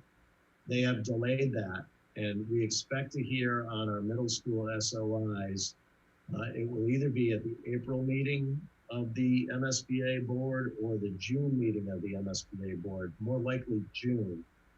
And so the funds that the MSBA has set aside for school building will not immediately be affected, because most of their funding comes from the state sales tax. They get a certain allocation from the state sales tax. So I'm not expecting that they will tighten the belt in FY22 or 23. in response to the economic challenges we're facing. That might come, we might see the effect in a couple of years, but I have not heard that they're going to allow fewer projects into the MSBA pipeline. Yeah, another totally unrelated question, just a cosmetic thing. I noticed when Paul Pasturgic makes his presentation, he usually has a dart going through the center of a $1 bill on the bullseyes. And I noticed on your presentation it was $100 bills. Could you explain that? I have to look at that again. That is an excellent observation. I'm sure Mr. Pasturgic will correct me on that. Yeah, thanks for the presentation, Marty. You're very welcome. Okay, any other questions? Okay, hearing none, again, thank you, Superintendent, for doing such a great job pulling this budget together and presenting it to us. And if people have any other questions, they can probably forward them to you. And so thank you. All right, thanks for your time tonight. We appreciate it. And Jamie. All right, good night. Good night. Okay, the next order of business is select board comments. Do we have any select board comments this evening? Tom, I have a comment if nobody else does. Well, you can go first. Thank you. Okay. Well, after 9 years being on the select board and with the pending re-elections coming up, I was going to announce that I am going to relinquish my seat and not seek re-election this coming year so we can get some high qualified people to fill in behind. Well, it'll be hard to fill your spot. You put a lot of energy in. But that's good. Yes, the papers, people should be collecting signatures to turn them in. And thank you for that message. Any other comments? All right, so we will move to the town manager's report. Thank you. Yep. I'll try to run through this as quick as possible because I know you have a full agenda tonight.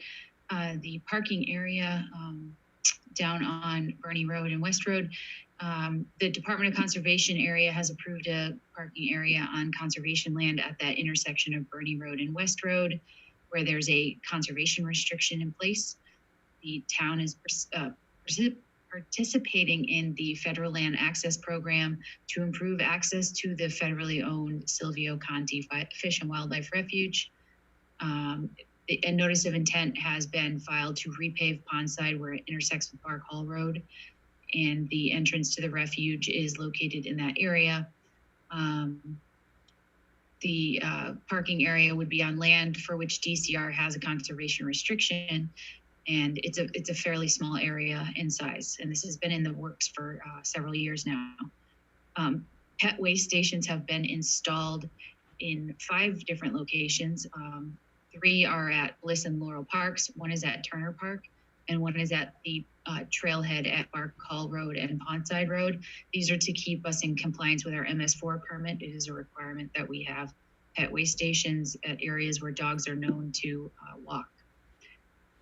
The Tina Lane landfill, we've filed the closeout with Mass DEP. Ty and Bond is taking care of that for us, and they filed that permit closeout for the landfill capping project.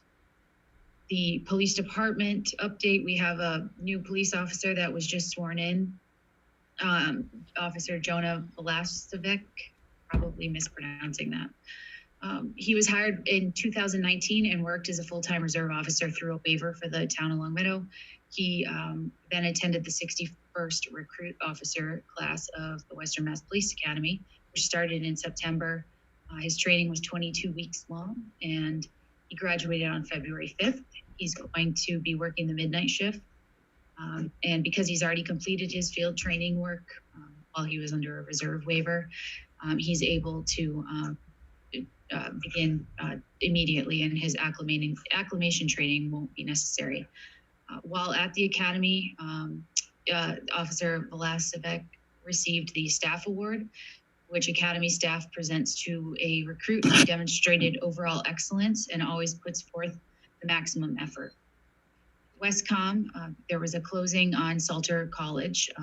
By the Thursday last week, when I published this report, we were still waiting for that closing. I'm able to confirm that that did happen, and Westcom does now own 6645 Shawinigan Drive, which is Salter College. So we will be proceeding with an RFQ for a consultant for design work for the converting that building into a regional emergency communication center. The Long Meadow Street from Enfield Line to Converse Street project, engineering work for that has still gone on despite the pandemic. We were still using funds from the last amount of engineering funding.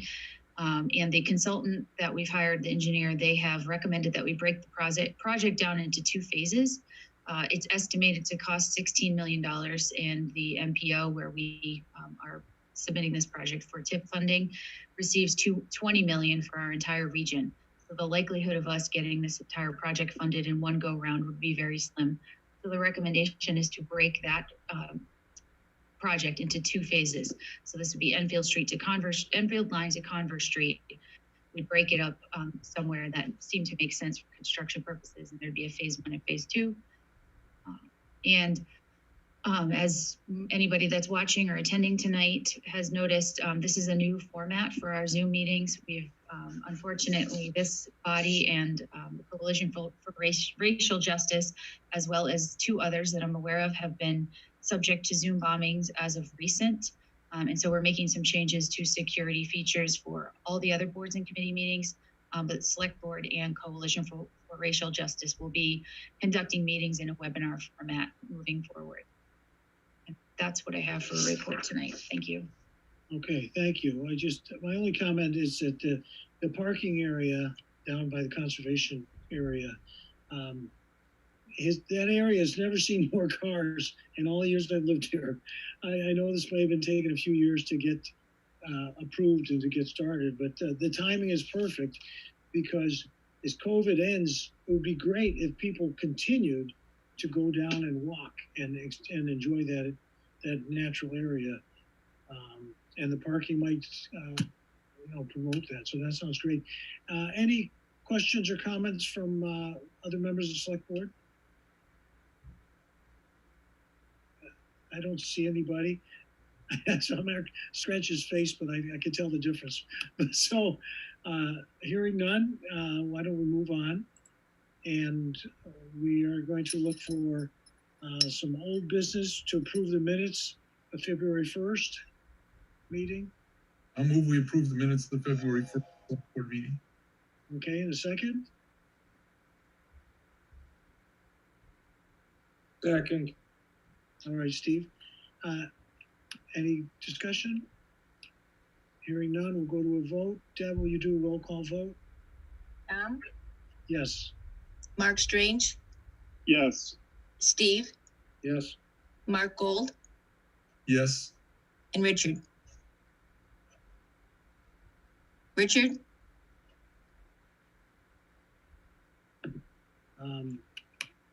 I hope he didn't resign as of yet. His name is still here. He's here. He just is. I think he's having an audio issue. I'm trying to have him join. Richard, Yes. can you hear us? I've been unmuted. Okay, Yes. great. Thank you. Tom? Yes. Before we move on, I want to go back to one of the reports that came that were submitted, the Finance Department report. I did have a question for Paul Pistorzik. Well, we are going to get to the Finance Committee letter. And No, this isn't the letter. This is in terms of what they sent to us.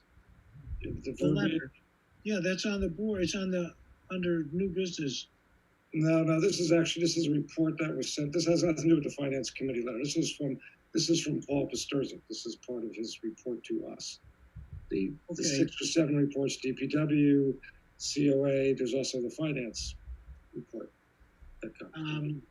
Okay, so under town manager's report. Okay, Yes. Please go ahead. Yeah. Yeah, Paul, here's my question. On the report you mentioned, I just want to see what you're thinking. You have a planning late fiscal 2021, a multi-authorization bond issue to sort of put our stuff together for bond payments. Can you elaborate on what you're actually talking about there? Is that a proposal? Is that, you know? Currently we have a number of authorizations where we're financing through bond anticipation notes. And we may have a $500,000 project and we paid off $200,000, but we have multiple authorizations that we have that type of scenario. And we have a couple other authorizations that are probably going to come up at the annual town meeting. What I wanted to do is bundle all those so that we had a definitive debt schedule to put into place so the new finance director wouldn't have to do this juggling with bond anticipation notes. We would have, like I said, permanent schedules. I believe the timing is still good for financing. So I kind of wanted to take advantage of it at this point, just to clean it up a little bit. Do you have any idea how much that would actually be in terms of dollars and cents? Oh, you're probably talking about $3 or $4 million if the projects, some of the projects that I'm thinking of are approved at the annual town meeting that will be proposed. Would that also be any opportunity to add anything to that from a debt financing point of view, or that would not fit in with that authorization? When you say add to that, I'm not sure what you mean, Steve. Well, we're not talking about a middle school, but if something came up that needed that, we could not finance out of budget, but wanted to debt finance, could that be added to this particular thing, or that's too? If there was an authorization for such at the annual town meeting, yes, we could certainly add it in. Okay. Okay. Thank you. Oh, no problem. Thank you for pulling me in. So as we continue then to, we talk about the voting on the annual town meeting date of May 16th with a rain date of May 23rd. And I believe we have Rebecca Townsend here to just update us. Don't actually see Rebecca in the attendee list here, but I'm happy to speak to this if you'd like. Sure, yeah. After the last select board meeting and talking with several department heads, I think the feedback was, at least that's what I assumed was the intent, was to hold town meeting in May and look at dates instead of June. So I did speak with Rebecca on that, and we checked with the principal at the high school to confirm that the outdoor location would be available. Several department heads weighed in and liked the length of time between a May town meeting and the close of the fiscal year, and the break of time between town meeting and the election. So we did go back and look at that, and May 16th will work for a date at 1 p.m. This would be a Sunday, and then a rain date would be the following Sunday, May 23rd. And so that is what the recommendation is to you tonight, to set town meeting for May 16th. Is that Mother's Day this year? It is not, the weekend before, which I think is May 9th. Okay, thanks. Correct. Okay, so so May 16th, I hope we can all fit it in our calendar, town meeting. And do we need a vote to set that date? Yes, we would. So we need a motion. We set the annual town meeting of May 16th, 2021 with a rain date of May 23rd. Okay. And a second? Steve Moran? Second. Okay. Okay, any further discussion?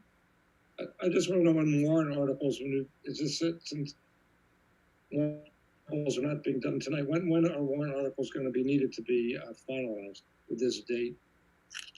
So this date will follow the same schedule that you had set back in January. I don't know if, Paul, I didn't mean to jump in front of you answering it. I don't know if you had that. No, it's fine. Since we're only moving the date like 5 or 6 days, all the schedule for the budget and the warrant articles are still going to remain the same. Okay, great. Okay, then, Deb, will you do a roll call vote on the motion to change the date of the meeting? Tom, Yes. Mark Strange. Yeah, yes. Steve, Yes. Mark Gold, Yes. Richard, Yes. Okay, next we have the town manager update on water and sewer rates. And she's come back to us. Okay, thank you. So I submitted a memo in your packet. At your December 7th meeting, there was a discussion about water sewer rates and whether secondary meters for irrigation should be allowed. You then tasked me with reviewing this issue and reporting back to you in January or February. So in early January, I met with the DPW director, the water and sewer operations manager, director, and the finance director. And we reviewed the prior reports that have been done on this topic and had a general discussion on where we've been since then. And after that meeting, there was two takeaways. One is we review the 2017 report that was done and just have a conversation about that and I need some more guidance from the board on if there was something missing from that study or if something has changed from then to now that would necessitate us to have a further conversation. Or the second bullet on this memo is whether or not we're at the point where we should look at doing another study, this time a more comprehensive, in-depth review of the rate structure, projection on rates to keep up with capital improvements that may be forthcoming at Springfield Water Sewer to try to project what that might do to our water sewer rate. Looking at our billing system and our billing process, this twice yearly process. Secondary meters would also be considered there, and the fixed meter charge that we do have now. I did prepare a draft scope of services should the board decide that that's the route we want to go, and it is attached on the last 2 pages of this memo. So I bring this here for you tonight to hope that you have a conversation on this and provide me further guidance on which direction you want to go. Okay, thank you, Lynn. Now this report that we have here, this presentation, have we gotten this exact one before? Yes, in 2017, it was September 5th that it was presented to the select board. I don't know if you were on the board at that time, but the consultant did present to the board. Oh yeah, I was here. I heard it. So we are still looking at this, and you have a draft here of some suggestions. So I would ask members of the board who would want to comment on this February 2021 draft for consideration, which was the very last page. It's on page 24 of 25. Any comments on that draft? That's the newest thing, right, Lynn? That's a scope of services should you direct me to go out and get quotes for a consultant to do a in-depth review of all the items that I had mentioned. I estimate that report to cost no more than $30,000. And that would be at the very high end. All right, I see Mark Strange has his hand up. Would you want to go ahead, Mark? I think he's talking to you. I think he's talking to you, Mark. Oh, yeah, Mark Gold. I'm sorry. I'm sorry. Sorry, Mark. Lynn, my take on it is that another study is not going to do anything other than reiterate the same data, and I think it would be $30,000 poorly spent. For me, the issue was that we had a lot of things thrown out at us in that 2017 study, but there was no critical analysis of the pluses and minuses. And my personal sense is that we've got a situation where the water department is down at the DPW is pretty satisfied with where we are, and so they're not really pushing us in one way or the other. And I thought that rather than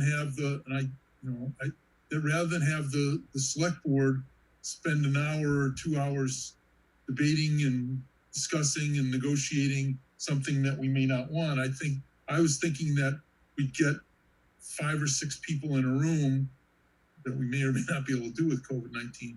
So, and really evaluate the pluses and minuses of the options that have been put before us. I mean, I don't think there's anything necessarily new under the sun. Tonight we heard, well, instead of a 3-month winter averaging, try a 7-month. When it's whether you do 1 month, 2 months, 3 months, 6 months, or whatever, it's still winter averaging. So I think we need to look at that and really put together those in a way that allows the select board to come up with a better answer. And the reason I'm suggesting this is because the reason this came up is that we're now faced with a citizens petition that's likely to go forward if we don't do something in this annual town meeting.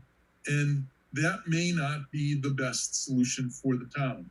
It may be the best solution for the 40 people who signed that petition and whoever comes to town meeting to vote on it. And so I really thought we should take the opportunity to get some folks together. You're a new position in this that you've not gone through it before. Listen to the various issues and then come back to the select board with a true recommendation from sorting this out. Again, I think what we know. Another study's not going to help. Very frankly, and not to be pushy, Richard Foster and I can get more data than any of these consultants could have had either, and we've actually done that with the system. So that was my reasoning for doing it, and I still think that we ought to come up with a recommendation. Otherwise, we're going to sit back and let this citizens petition direct where we go. Okay, thank you, Mark. Any other questions? I see Steve Morantz, and then I imagine Richard will have something to say. Yes, Steve Morantz.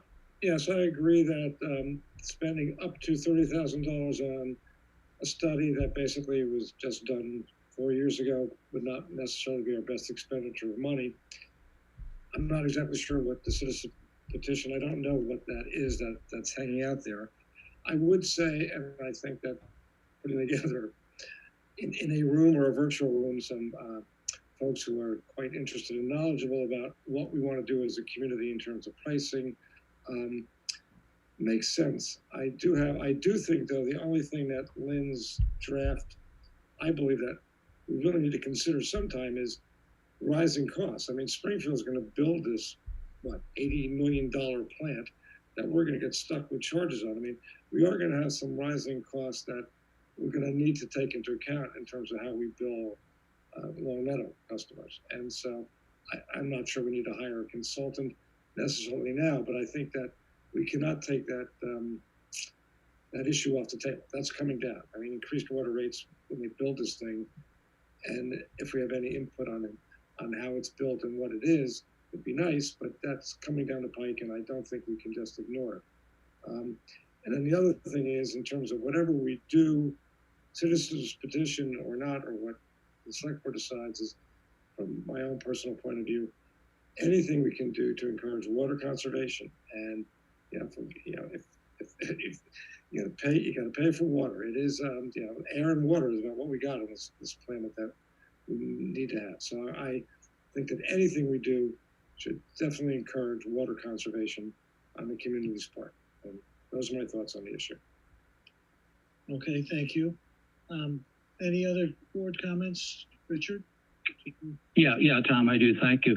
I agree with everything that's been said. I also don't believe that we need to spend the money on a consultant. I think we have all the data in front of us. I think it's a matter of sitting down in a room, like Mark's saying, 4 or 5 people, whatever it's going to be, and just sit and lay all the facts and figures on the table and determine, first of all, what do we want to do? Do we want to change the schedule?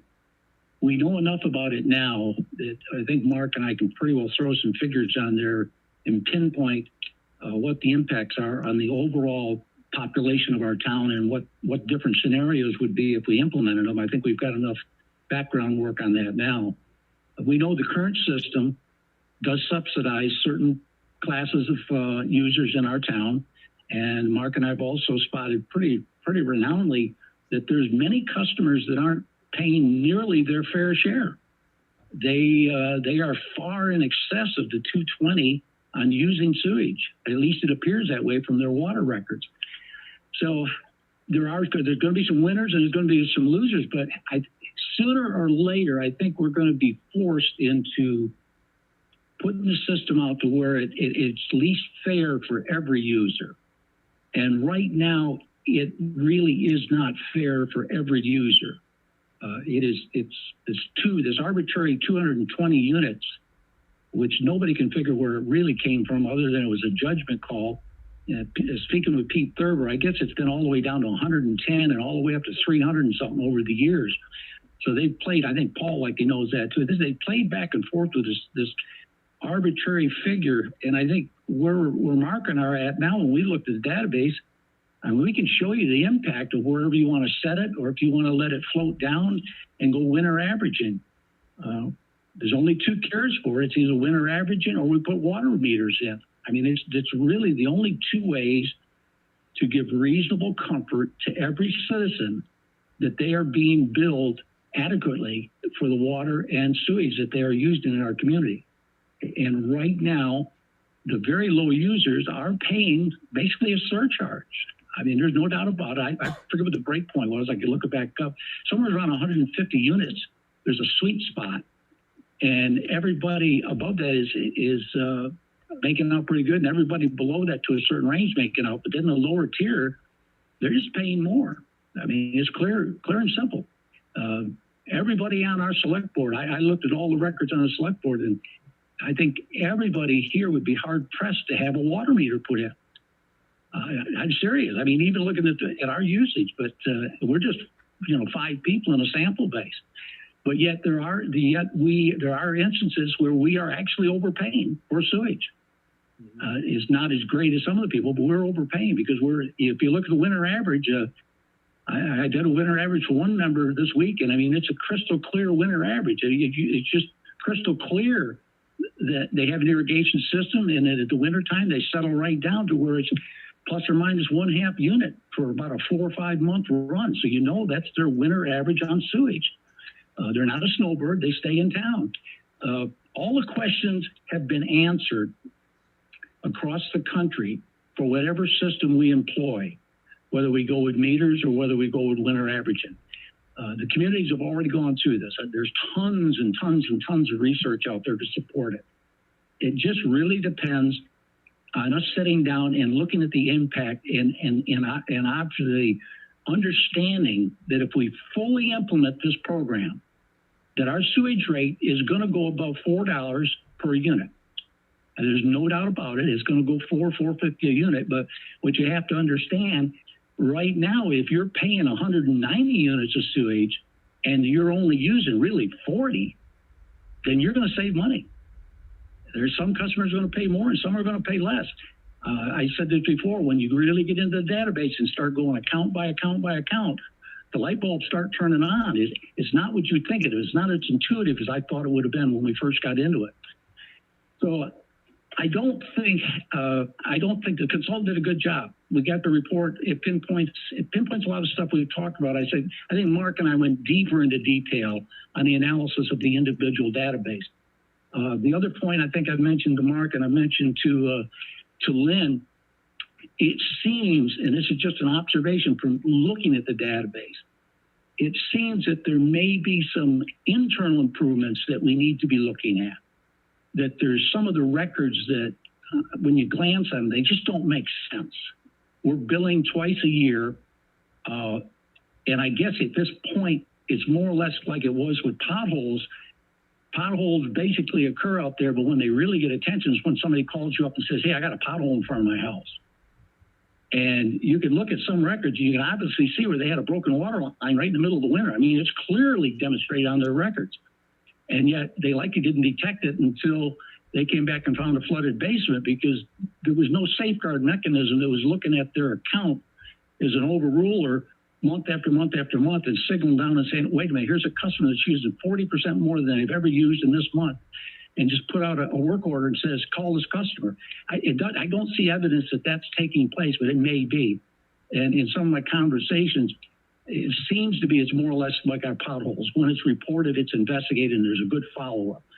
But it's a very large program. There's close to 5,400 residential customers. So it's a dedicated program, and it's going to take time. I think the end result is we will likely take a new direction on the program, period, Tom, and other board members. And I think Mark and I talked enough. I think we both agree that likely we will take a new direction when we finally make a resolution on it.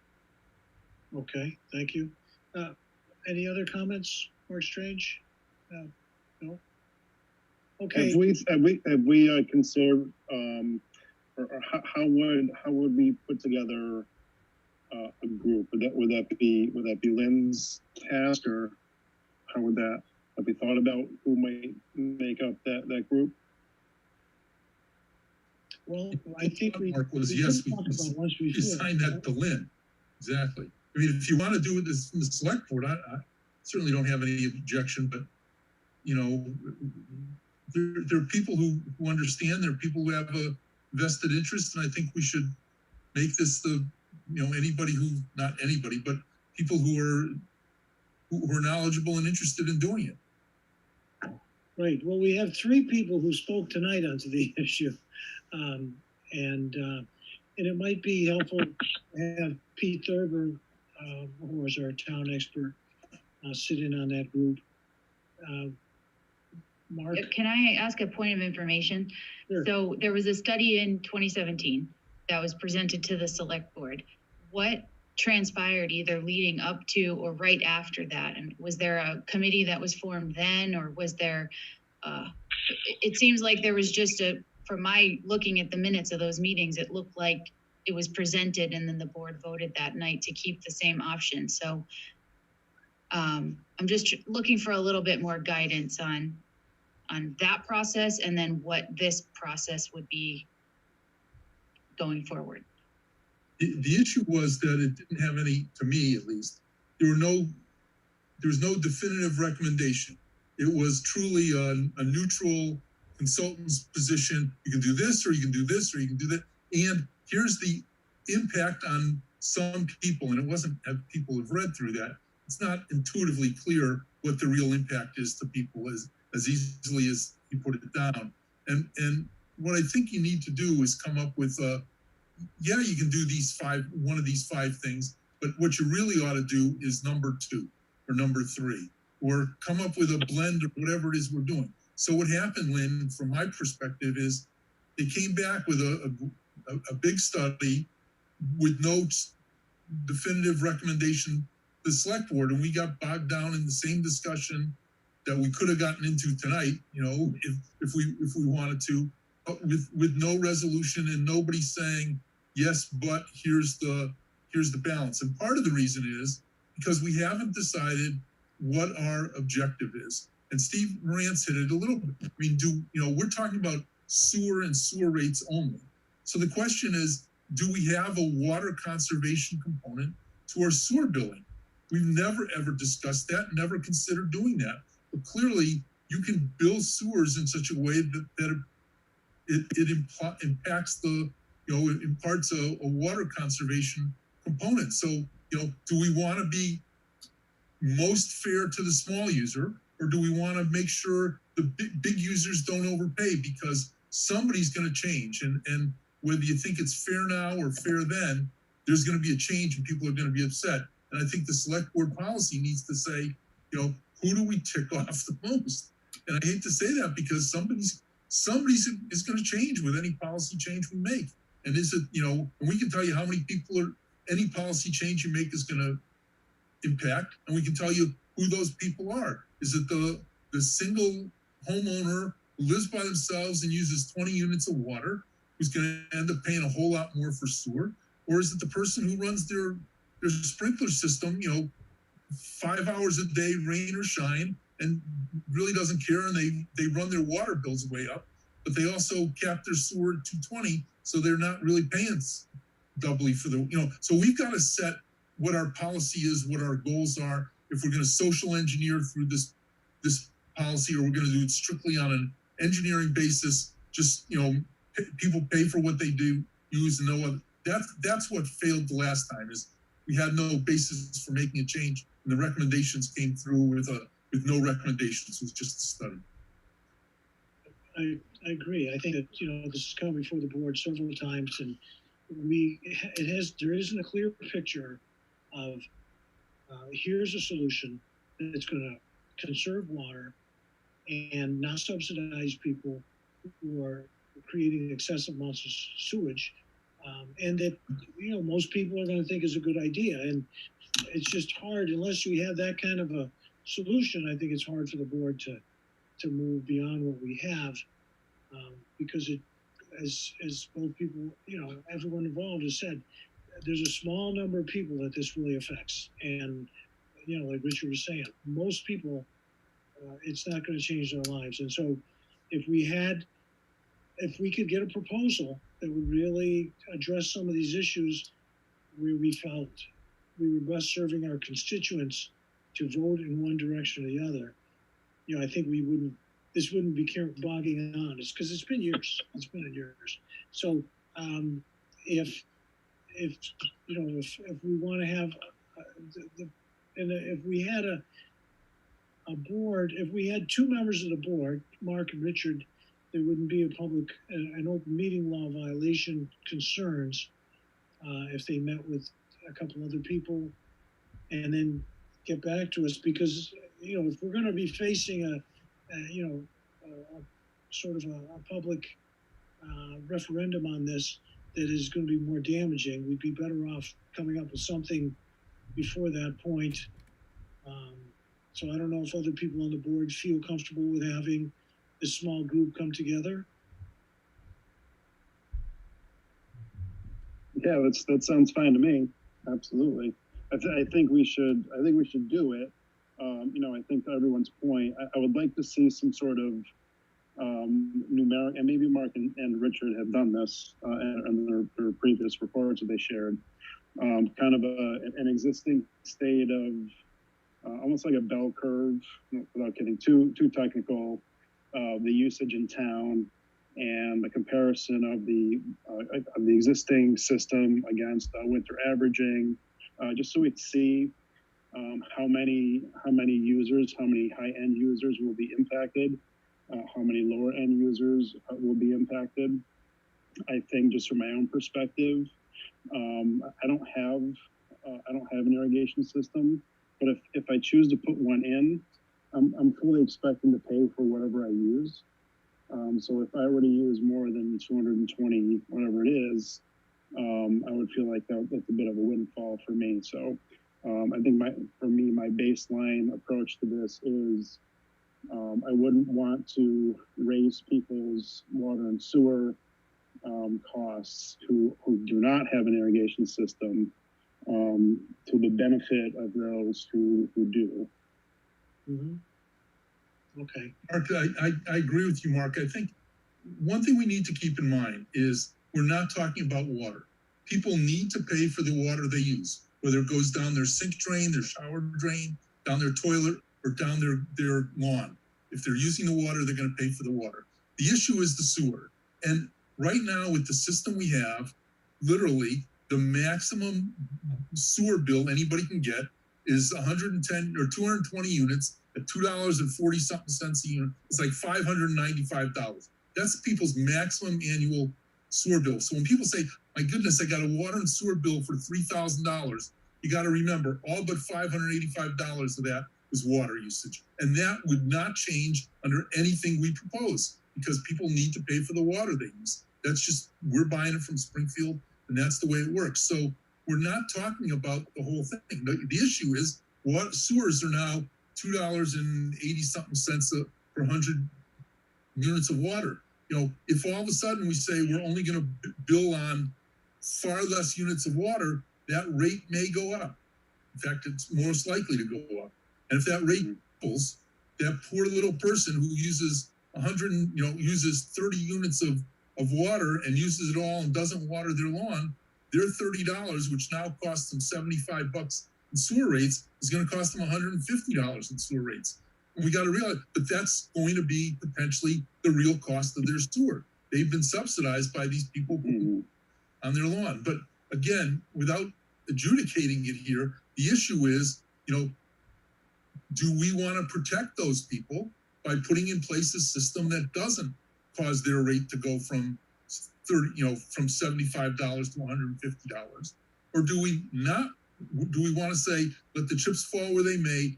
We're gonna do what's the most fair financially and operationally, and not worry about the, might be 40 or 50% of the residents who complain that my sewer rates went up significantly because the sewer rate per unit doubled. So Mark, that's what I was looking for, is some guidance of, do we want to social engineer the sewer rates, or do we want to just engineer the sewer rates? Because those are two different approaches in my mind. I've gone through this so many times, and I for whatever reason, I cannot wrap my head around it. It's so complicated, and every time I think I got it, one of you guys say something, and it puts me right back to start. So I'm going to leave this up to you guys. I would just say that my strong preference is to not ding people who are, even if they've been subsidized within the system for a long time, not to start hitting them with increased, water and sewer bills out of nowhere, without them doing anything. I don't think that's, even though the existing system may not be totally fair, I also don't think that would be very well received. Okay. Just my thought. Thank you, Mark. Yes. We will need to move on the agenda, but I think that your comments, Mark, are pretty clear that if this does go before the town, in other than the town select board, I mean, even if we do approve of a plan, the town residents may not approve anything for 10 or 15 years anyways. I hope not. I hope we come up with something that majority of people will agree with. So Tom, move on. Tom, I got a one-liner. Okay, one-liner. The other thing with putting sunshine on the sewage problem, it also is going to highlight the I&I problem that we have, because we have those reports that basically come in and collect a lot of dust. And I'm hoping that collectively, all these things are put on the table at one time, you're going to see more beneficial programming come into our community, and maybe possibly grant requests and all to correct our underground drainage systems also. I think it's going to pinpoint just how much more I&I we got than we really think we have.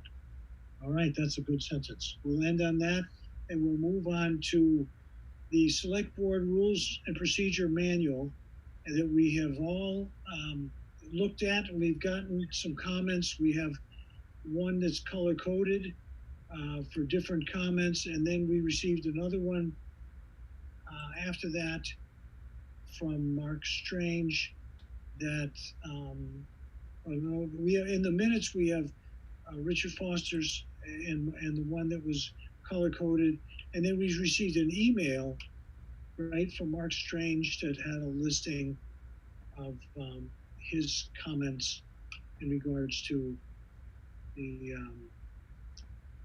Select Board Rules and Procedures. So I don't know, the best thing might be to, so I don't know how I could pull several of these documents up at the same time. Because let me just see. When's it? Can I just so we're doing this type of process, in my experience, is it's pretty labor intensive. So we're going through our stormwater regulations in Agawam and trying to update them with a group. And essentially what we're doing is kind of going section by section and allowing people to make comments or make comments on the comments. And I really think my suggestion is to do it that way, because otherwise there's, and I apologize to everybody for getting my comments in so late. That's take full responsibility for that. But it's just so hard to we'll be jumping around between different sections and different people's comments, and it can get really confusing. Okay, so are you making a recommendation that the work that's been done so far to take each section and put color-coded comments that you would like to do that and look at the suggestions that you made and add them into this master document, and then we'll look at it at a future meeting? Is that what I'm?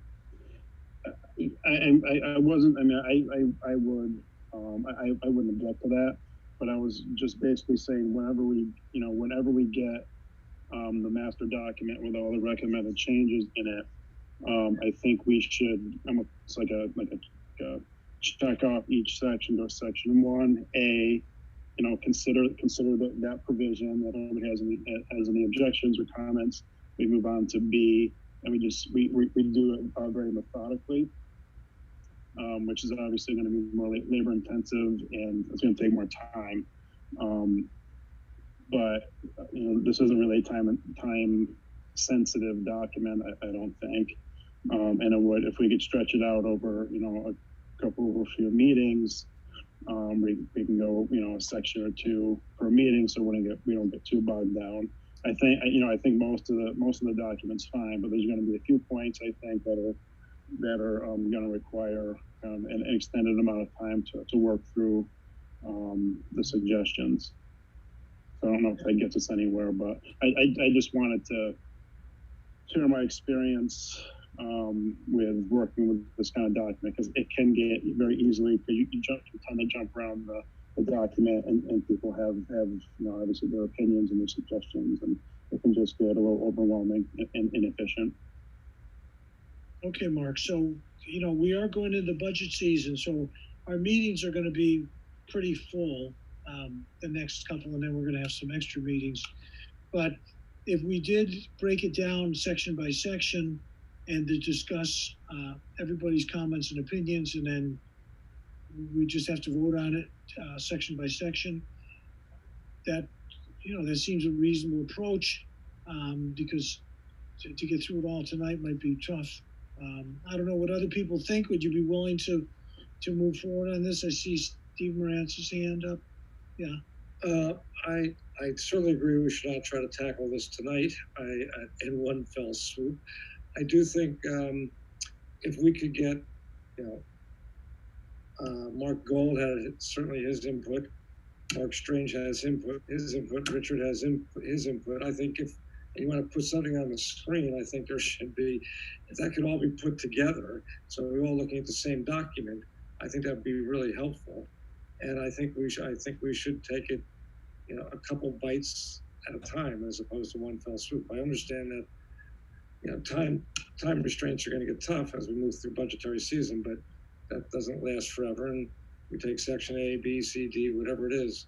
I think that makes the most sense. But I think it makes the most sense to put the comments that have been put forth so far into one document that we can actually all look at together, so we all know what we're talking about at the same time.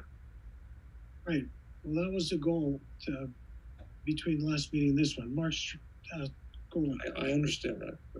Yeah, I mean, I did try to do that, and unfortunately, the comments we got from Mark Strange weren't a chance to do that. Some of them are mutually exclusive, but I think there are segments that we need to kind of decide on philosophically. For example, and this isn't for debate, it's just as an example. Are votes by the select board based on a majority of the elected members of the select board or the majority of people present and voting? That's a fundamental discussion of how you vote. And I'll take it beyond the select board. If you're a board of directors of 30 people, if it's a majority of the people present and voting, if only 16 show up, it only takes 9 votes to pass something. However, if it's a majority of the members and you're a 30-member board, you need 16 votes. And if only 16 people show up, it needs to be unanimous. Now, the select board needs to decide, do we vote by a majority of those present and voting, or the majority of the elected members of the select board, for example? That'll set a lot of what we do.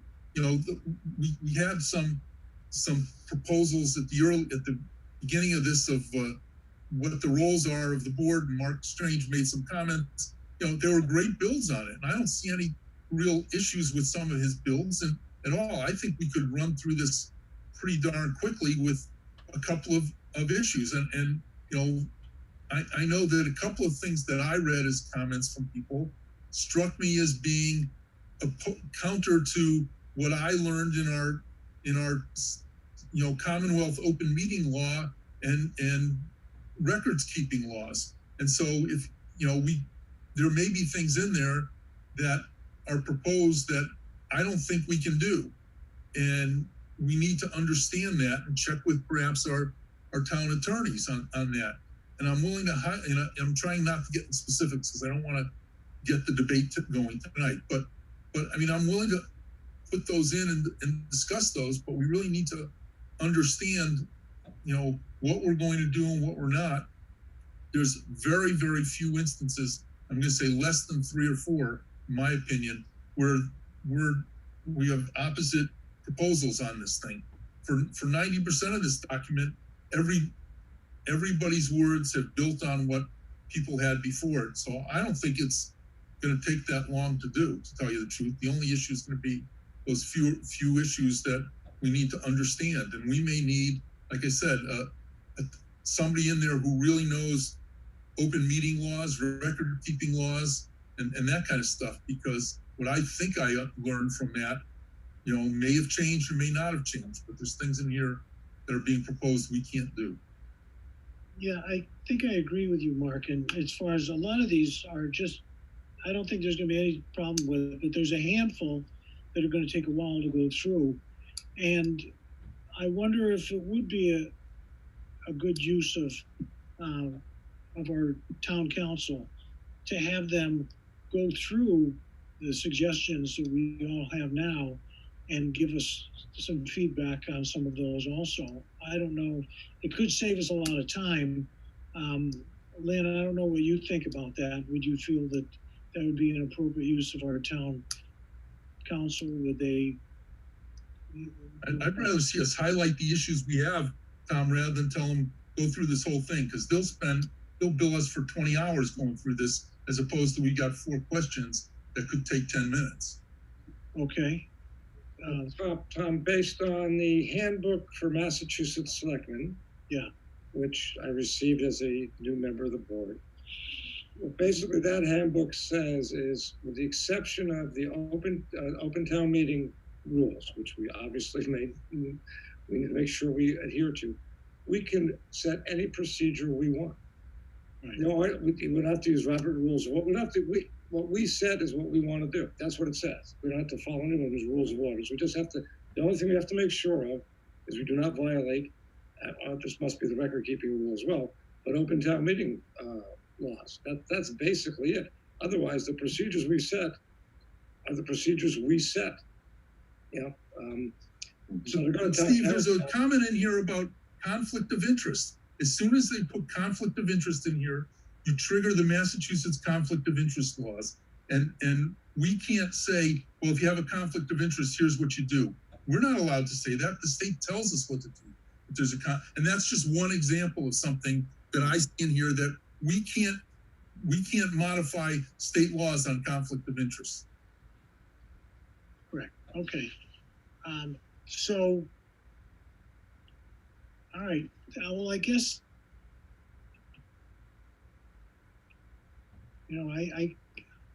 if we wanted to look at, it's 9:30. If we wanted to look at some of this, when we look at the agenda, we have a hearing about a zoning change coming up as new business, and then the finance committee letter, and then the audit correction report. We could come back to this discussion after we cover those things and see where we're at later in the meeting.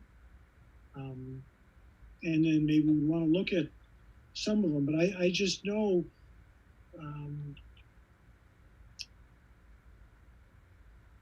Tom, if I could make a suggestion, given that we did get substantial comments from a member this morning, perhaps we could have someone or Debbie, if she has time, go through the current document we have, and then Mark Strange's changes or comments, put them all together, different colors or some sort of different designation as to whose comments they are.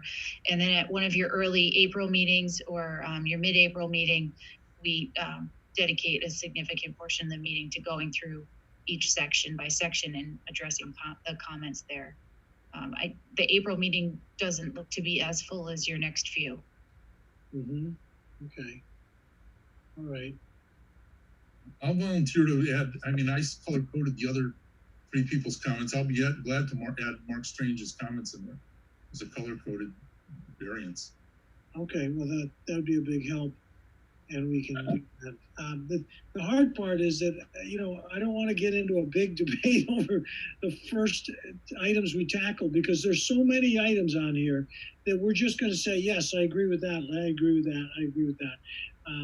So once we do that, I think, you know, we should hit some of the easier ones and then tackle the harder ones, you know, where you, like you say, it's a matter of your philosophy of what's appropriate government and what's the meaning, and what's the best benefit of the town, you know, in terms of how votes are held and so forth. So, all right, so that sounds, I guess the next step would probably be to have a document with all the changes on there. And the only ones, you know, Steve Morantz, if you have any changes, you know, we can add those. And then we'll focus on this again in April. That sounds fair to me. What do other people think? Does that make sense? I think that makes sense to me. I would also want to just set the expectation that, you know, once we go through and we make suggestions, we agree on certain changes, we're going to have to come back to an ensuing meeting with all the changes incorporated into the document, so we can have a final vote on the final document. Okay. That's fine. Right, okay. All right, good. So then let's plan on that. Thank you for the preparation work, for everyone who made comments and they put those together, and Mark putting them together for everybody. And it's great having you being retired these days, Mark. It's really helped us look a lot more organized. Okay, so then let's move on to our new business. And we have Colvest, who's looking for zoning change to the, that they want to submit to the town meeting for the church property at 916 William Street, right in downtown Longmeadow. So, Lynn, why don't I start? Yes, Mr. Roberts, please. Yeah, thank you, Lynn, for letting us in. And it's obvious that your board is very busy, so we appreciate your letting us get on the agenda. I'm speaking to you on behalf of the Colvest Longmeadow LLC, which, as you probably know by now, owns the so-called church property on the north side of William Street, east of the shopping center, with the empty church building. Colvest has owned that since 2015. With me, I think, if Lynn admits them, I think we're scheduled to also have Frank Colicino, who's the owner of Colvest. His architect, Matt Whitmer, is also here, and they're here in case you have questions. Matt Whitmer, as some of you may remember, was the architect for the expansion of Longmeadow Shops in 2015. So you have in your package the letter from Mr. Colicino, which is the first step on the process for a zone change, which is the property owner makes the proposal in a town to the select board. The select board within 14 days is required to forward it to the planning board. The planning board is required to hold at least one hearing, but hearings, if necessary, within a 65-day period. The planning board then makes a report, pro or con, in their opinion as to whether the zone change is in the town's best interest. And then the zone change occurs if a town meeting passes it by a 2/3 vote. So the process, this letter starts the process. Mr. Colicino felt that it was good protocol to give you the chance to ask questions about the letter. And therefore, that's why we're on the agenda tonight. Mr. Whitmer is here in case you want to ask him questions. The zone change, obviously, it's zone residential right now. The change would be to business, which is the exact same zone that the rest of the Long Meadow Shops is in. Matt, did you have the plan? Were you able to show the site plan or not? I think I could just share my screen and put this up here. Let's see if I can do this. Yeah, there we go. Can you folks see my screen? Yes, we can. Yep. Okay. I love it. All right, great. So we don't always get to see this property from this angle, but as you can see, it's a pretty big piece of property at the end of that shopping center. We think, or Mr. Colicino thinks, and I agree with him, that the proper forum to decide this is an annual town meeting rather than to try and put up a special town meeting to address it. And hopefully you agree with that. And because the annual town meeting is now going to be in May, the planning board has time to have its hearings well in advance of the annual meeting, but the warrant has to be completed by the end of March, I understand, and the planning board probably will not. They may have had a hearing before the end of March, or the board may have. They'd have to hold a special meeting because they meet once a month on the first Wednesday, and this can't get to them. They can't have a hearing that quickly, so I think they'd be willing to have a special meeting later in March, but that would mean putting it on the warrant before their hearings are over. And that's what actually we'd like to talk about tonight, as to whether you think that you'd be willing to do that. I mean, we think we'd rather not go petition routes and that sort of thing, because it just seems like it's not good form. I think it's self-explanatory what is being proposed. You don't have to vote on this, but we're here to see what you think, and if you want to tell Mr. Colicino what you think, or you want to ask him or Mr. Whitmer questions about it, that's why we're here. Okay, well, thank you very much. And I guess one thing that, just for clarification for the select board, is we have certain timelines when warrant articles need to be compiled by. And I guess my first question would be to perhaps Paul Pasturzik, or the town manager. How likely is it that this could get onto our May meeting? If the board so decides to move it forward, it could be put on for the May town meeting. It's really up to the board.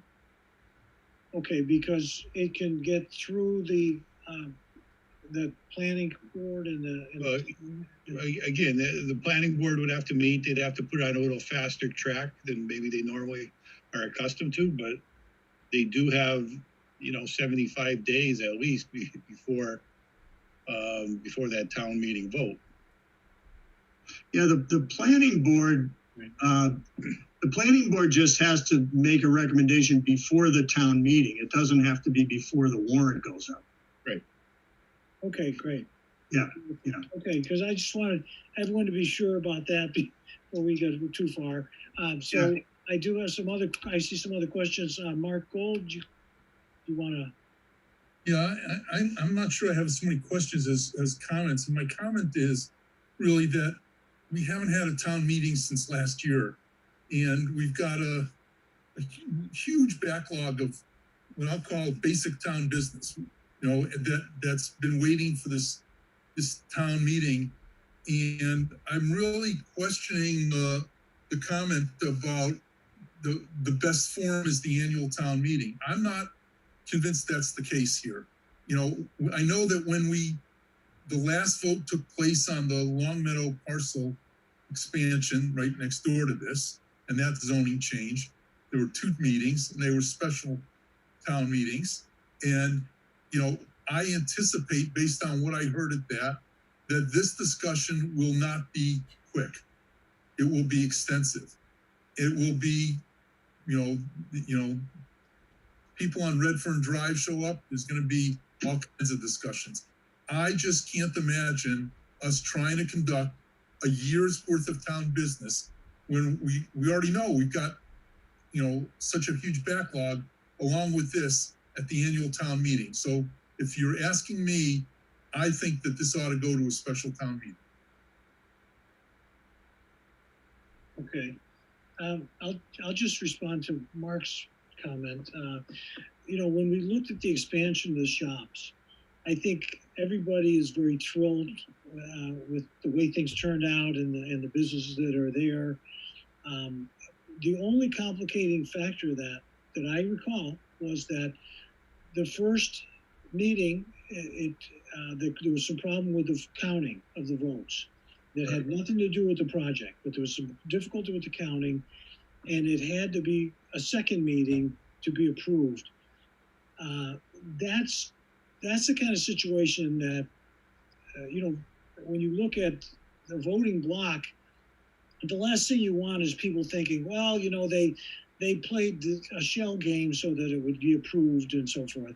And so I think taking it to the full town meeting would avoid any of that kind of discussion. You know, that people would know right up front that you're willing to put this thing forward for everyone to see and vote on it.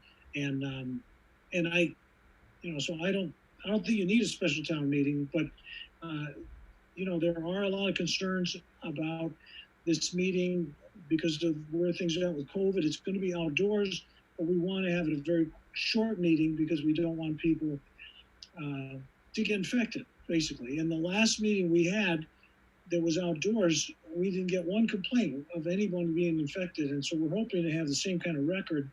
But, you know, I would think if you do hold a town meeting, you'd want to make sure that there was a lot of public information out there so that your presentation could go fairly quickly. I mean, there's going to be a certain number of people who are going to object to it, but if the majority of people feel like they already are familiar with this project, I don't see why you couldn't do it in the town meeting. And I don't know what other people on the board think. So, any other comments? Yes, Steve Moran. Well, first of all, I want to, before I have a comment, I want to know, are we looking at, we're looking at what exists right now? Is that what we're looking at? Yes. Okay. And the things with these additional parking spaces, are they, what are they? That's the existing footprint right now. So additional parking spaces are what you added? I just. No, those are there. Oh, those are there. Those are there. And this is the entrances are there. Property now. Yeah. Okay. That's the way it looks right now. Obviously, if there's a zone change and it's developed, then you know it wouldn't be developed with the church there. I agree with Mark Gold at this stage of the game. I think that there is so much on the town's plate, and this is not just this little thing that we, you know, this is that we can take care of this in 10 minutes. The planning board is going to be pushed, which is okay, but I do think that I'm not sure by May that the town, the education that Tom was talking about, I'm not sure that's going to happen to town meeting members. I think that I agree with Mark Gold, as I said. I think there's going to be too much on the plate as it already is. We want to keep the meeting as relatively short as possible. If it's a lovely day, it could go on for hours. I'm just not sure that May town meeting, after having what we've had for last year, is going to be the most effective airing of what this community wants to discuss. So I'm leaning with what Mark Gold had to say. Yes, Mark Gold. I'm sorry. Any other comments? Mark Strange, Richard Foster. Yeah. I tend to agree with you, Tom. I think we can do it at the May town meeting. Just because, you know, we do have the use of consent agendas to be able to group certain items, and this will definitely get a lot of discussion time. But I think we can get it done. And development typically takes a while. So, you know, I think we should, if we can, I think we should try to get it onto the May meeting for a vote. Okay. Any other? Yeah, Tom, this is Rich, Tom. Yeah. I don't think, my personal observation, I don't think our town is ever going to approve a zoning change without a complete site plan, traffic studies, et cetera, at that location. I'm not even worried about the timing of the town meeting or whatever it is. I certainly think this project of this scope is going to deserve to have its own meeting. I think there'll be enough interest. I know before, when there was even a rumor about something, people in Redfern, they were up in arms. And I'm not sure where our condition is on the traffic study. I know we did a traffic study when we did the other edition. And depending on what the end use of this is, which is right now is a gigantic question mark, we have no idea what the impacts are going to be on current flow, future flow. I mean, there's 1,000 questions going to be placed before these people, and unless they're prepared to answer them, this thing's going to go down in flames. I can't see it being successful. I don't think this town is not going to approve a zoning change on a blank piece of paper. I mean, go back down to the Young Estate. I mean, look at the work that they put into that, and it just barely squeaked by. Tom, and everybody else on the board, you remember how much work Steve put into the expansion for the CVS. I mean, he put a lot of work into that study to get it approved, and it still really wasn't overwhelmingly approved. So, I mean, that's just my comments.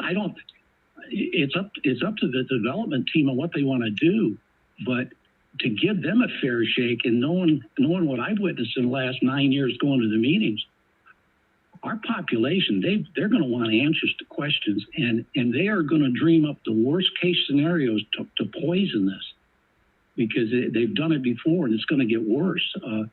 Because this one goes down to the intersection, and that was always the whole Redfern crowd was getting upset. Last time this property even sold, there was a lot of concern. Tom, I think you remember it. You were on the board. There was a lot of concern. So that's my comments on it. I don't care if you try to put it on in the spring or not. I just think it's going to fail in its present configuration. Well, that's yeah. I mean, those are fair comments. Hard to predict right now.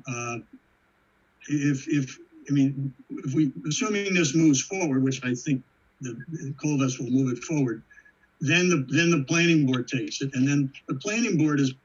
I mean, my guess is there's going to be more than one hearing at the planning board, because that's going to be the first time that people can go in and say exactly what you're talking about, Richard. You know, what are you talking about? What do you want to do, et cetera? And then it's up to the developer to try and explain what the possibilities are. Unlike, you know, the CVS project, as difficult as that was, you look back on it now and I kind of wonder why it was so difficult, because it's kind of it's almost like it was always there. But that was projected because the existing shopping center wanted to move the existing tenant CVS into this building. So it was very easy to say, this is why the zone is changing, because they already had their tenant. Usually when you go in for a zone change, you go, I can't tell you I have a tenant, because if I talk to tenants, they say, well, what do you zone? And you go, oh, well, it's zoned residential. And they go, well, you know, we go to your zone change and then come back and talk to us. So it's one of these, it's one of these difficult positions for the developer. But I think the real question is, information can be given out substantially between now and May. So, I mean, that's true. And what you say, Richard, if the town feels like they're not going to approve it because they don't know exactly what's going to be there, then that's up to the town. I guess it gets back to Mark's suggestion that, do you have time for it at an annual meeting? I mean, a special meeting is kind of an imposition on the town too, in my experience. Yeah. Well, that's true. That's true, Jeff. It is, and I'm trying to stay as neutral as I can. I really am, because I know you and I chatted on and off over years. You were the lawyer that worked on the other expansion, weren't you? Yeah. Yeah. So I mean, you and I've had conversations when I was the chair, and I was trying to stay as neutral as I can. I would hate like the daylights to see you guys get beat up at a town meeting when another couple of months of preparation could have made this thing fly through, seamlessly. Well, but I do. Yeah, but you're assuming, Richard, that you'll know more 2 months after May than you know in May. I mean, what are you going to know in July that you don't know in May? You're still not going to be able to say, oh, we got this tenant, this tenant, this tenant, that tenant. I mean, I think Mr. Colacino will tell you he's not going to be able to do that. Well, you're going to have you're going to have the traffic study requirements done. Well, no, those are. So remember, of course, I know people don't really believe this, but if the zone is changed on the basis of the fact that the owner is not going to develop a 5-story apartment building, he can speak for himself, but he wants to have high-end tenants just like his own shopping center now. But then it goes to site and design review even after the zone is changed. And that's when you get the traffic studies. What's the footprint of the buildings? What's the lighting? Where's the parking? What's the ingress and egress? And there's also, as I recall, in that last expansion, there was like $250,000 put up by the property owner for a new intersection at Redfern and Williams. I don't know what happened to that money. I mean, hopefully, I think Lynn's got that in her top desk drawer. No, I think Lynn's got it in her top desk drawer of her office. Yeah. I mean, so that certainly would be done. That would have to be part of the project. Well, Jeff, I hear everything you're saying, and I agree with you 100%. I guess I'm just being a realist and seeing what I've seen at the time that I've been involved in the town. Is that our people, they don't like people pulling the wool over their eyes, and they're going to ask more questions than you want them to ask. They're going to want more detailed explanation on just what is going to take place on that parcel of land if it goes a zoning change. That's just my gut feelings. Okay, well, that's up to the developer to decide whether he wants to go forward with this. Right. Yeah. Well, can anybody hear me? Yeah, we can hear you and see you. Okay, good. All right. So one of the things that we need to that we're trying to do. I mean, this is a multi-step process, and what this meeting tonight brings this over to the planning board. At the planning board, they're going to have their own questions. Now, all we're presenting to you tonight is what exists. Only for the kind of background as to what's next door and what we have today. Assuming that this board votes or brings it over to the planning board, then that's going to create another set of plans. What we'll do at that point is we will put together a couple of different scenarios of what could happen. And then sort of like the planning board takes over and it just, recommends, okay, based on these scenarios, they're not approving the plan. They're not approving the site plan. What they're doing is they're just approving and recommending of whether or not to recommend a town meeting to change the zone act. Assuming that the town meeting says, okay, we will allow the zone to be changed, then it goes back to the planning board, and all of those things that you mentioned, Mr. Foster, was between traffic studies and then that's where you get into the real detail. Now, in the previous, the CVS development that happened, you had sort of like a combined zone change, planning board, and all the final plans were able to be done because you knew who the tenants were. And that is the difference in between that project and this one. And about a year or so ago, maybe a year and a half, I know that the select board has put together a committee that is recommending, that is looking for revenue for the town.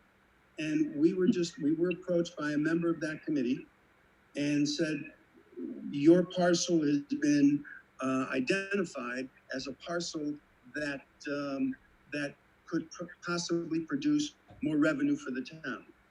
And at that point, I said, they asked if we were interested in developing it, and obviously we were. And so, so with that, we assembled a team, Jeff Roberts and Matt Whitmer, and that's just the beginning of the team. We recognize that we need to employ traffic engineers, and there's a lot more detail that has to happen.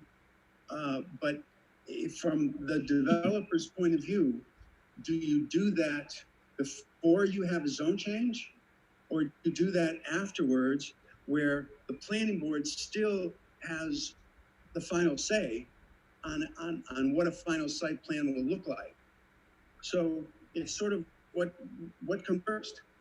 And so from the developer's point of view, we are willing to go through the process, and we're willing to commit a lot of funds to make this happen. But I think from what we would expect is the town would say, okay, if you can satisfy the planning board as to a site plan, we will approve the zone. Now, we need the zone approved before the planning board can approve a site plan. So it's it's a chicken and egg kind of thing.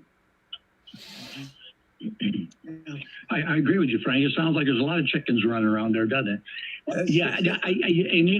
I for one strongly believe that property needs to be developed, because we need the revenue in our community, and we know, I feel reasonably certain myself, that's not going to stay residential property. And obviously, if you're going for zone change, you know it's not going to be residential property also. Correct. And listen to you, and I'd like to see the thing be successful from day one. I was just blowing out my brains trying to bring the different pieces out that I know are coming down the pike in anticipation of being able to have reasonable answers for them, because the questions are going to be thrown around. I mean, they're going to be rolling out. They'll like to be starting tomorrow morning. I think you're absolutely right, and it's hard as a developer. It's hard to attract tenants without a property, that zone property. It's just very difficult to do that. And in this particular case, I think the town has something to gain, and the developer has something to gain. And I can tell you that it's extraordinarily expensive to hire all these professionals and not even have a property that's zoned properly. And it's so I'm confident that we can answer a lot of the questions. I mean, we do have a track record in this area, and we're not an unknown quantity. And in spite of the fact that we've owned that property for the last 5 years, I have not heard one complaint about how we've kept up that property. And that property's always been maintained, and it's always been plowed, and it's always, so we have made an investment in that property, and we take pride in the properties that we own. And so we would like to have something extremely high end, and something that I think Long Meadow can be proud of, and will be happy that it's there. Yeah, and I think that the voters have the right to weigh in on that. You know, Absolutely. I think that, you know, we be the conduit to have that happen, but the voters are going to be very clear if they want it, if they're ready for it at this point in time, or if they, you know, aren't ready, and you have to go back to the drawing board. So, I mean, I don't think we should hold this up. I mean, it may be held up by voters, but we know that the town needs this kind of development to keep our tax base moving forward. We don't have much development. We're pretty stagnant as a town. There's only a handful of places that can be developed anyways, that even would have the potential to be moved into a business zoning. But I don't know what other folks feel. Did you folks have any other questions for? I think if I can just add this, I think the only thing that you have to determine is will you let this go to the annual town meeting? Will you put it on the warrant at the annual town meeting or not? I think, you know, you a couple people have made some good points. I mean, maybe you don't know tonight, but got to the end of next month to decide. But I think that the developer feels that all these questions, all the curveballs that are going to be thrown at the project, if a developer's developed one project, he's seen just about every curveball, splitter, slider, and everything else, because that's the business. And I think what Frank is saying is that he has a lot of experience in this business, and I think he feels that he can be ready and the town can get educated by the meeting in May. So it's that I don't think is going to, the planning board's going to have probably a couple hearings on this. They're going to be, we were talking the other day about having a meeting in the church building, inviting townspeople to come and put on a presentation. I mean, there's a lot of education that can be done. And there are parameters. I mean, the Colvest is they know it's a retail expansion. I mean, there aren't that many different possibilities as to what you're going to do there. It's a certain size. You need a certain number of parking spaces. That stuff is all preordained. So whether you know that it's a Verizon store or something else, I mean, it's going to be, people can look at the rest of the shopping center and say, well, that's we're just going to have more of a shopping center. So I can't answer the question of whether your agenda is so big at the annual town meeting, it's asking too much to get it through. That's what you've got to decide. If I could, I'd like to just make a couple of comments. I think Attorney Roberts just said the key word is, we don't know what's on our town meeting agenda yet. You know, we just know that we had 40 or 45 articles from the fall that get carried over. We've got generally we have 30 or 40 articles in the spring. I think we need to look at our town meeting agenda. Clearly the clock has started on moving this to the planning board just by the nature of their petition to us here. The one other comment I'd like to make just is to respond to Mr. Colaccino's comments of what comes first, the chicken or the egg. Unfortunately, in Longmeadow, I think the answer is you come first. That, you know, if you're saying, well, we can't develop a plan until we get a zone change. You know, you may hear from the town, you can't get a zone change until you develop a plan.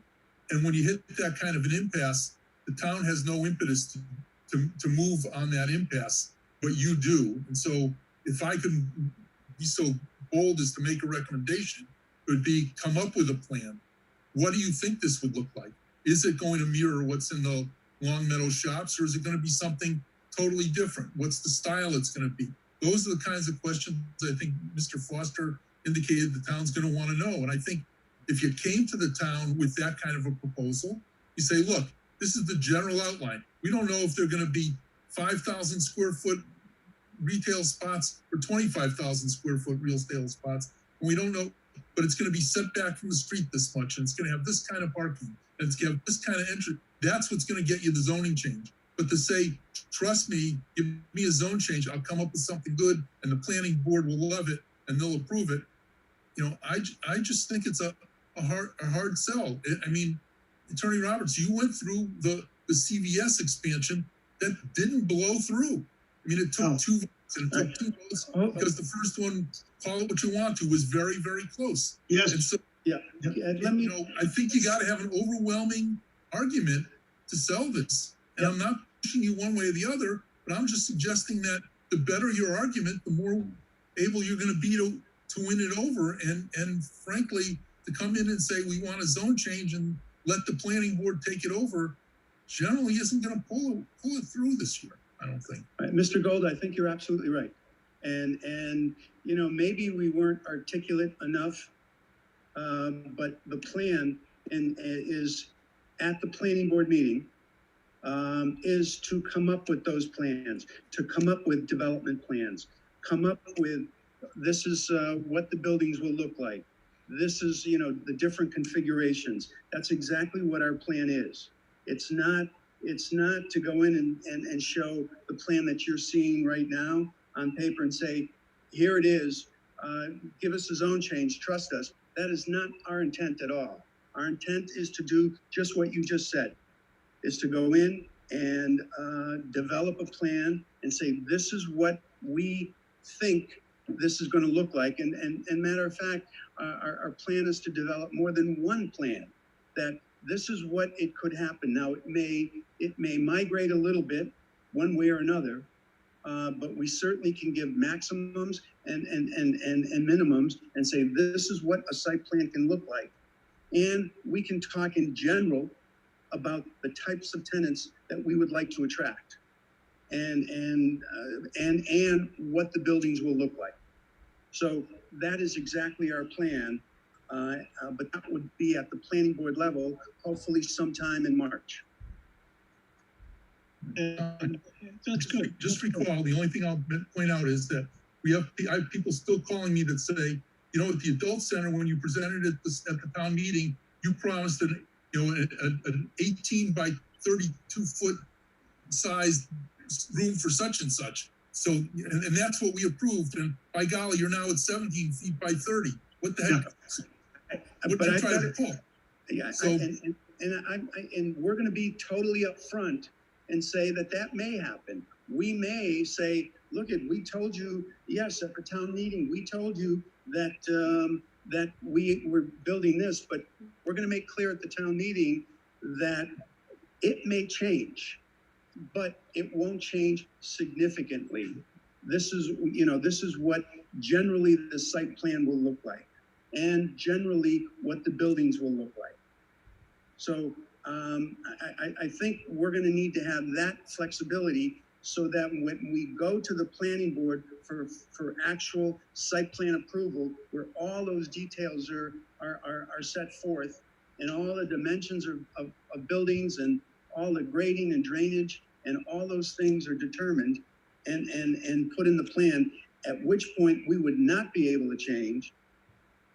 That's when, so I think that it's our job to explain that generally this is what the site plan would look like. So I think, Mr. Gold, I think we're in agreement. I think so. Yeah. Well, Frank, I think that what's a reputation? Your reputation as a builder.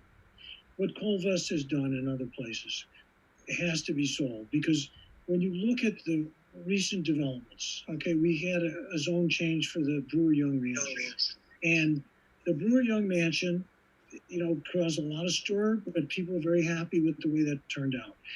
We have another development that is at the end of Dwight Street at Dwight and Converse, and that's you know, a medical arts building, and people are very happy with that. You know, it's a great resource for our community.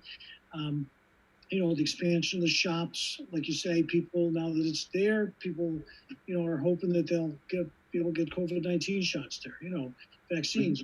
But, you know, developers have to convince the public that what you're going to turn out is comparable to the other kinds of developments we've had in town. And unless you're able to do that, you're gonna be in trouble. But, I imagine you've developed enough properties that you can show people, this is what you turn out, this is the style of the property, because it's a lot of trust to change zoning for a developer. And we have to trust the developer. It's that simple. And so it's not so much about us, the board, but the town itself. Yeah. We certainly can take, we certainly can take pictures and examples of other projects we have done, and we're proud of all of them. So we will do that. Mm-hmm. Are we ready for a motion, Tom? I'm open for motion, yes. Talk it out what it's going to be, and I'll second it.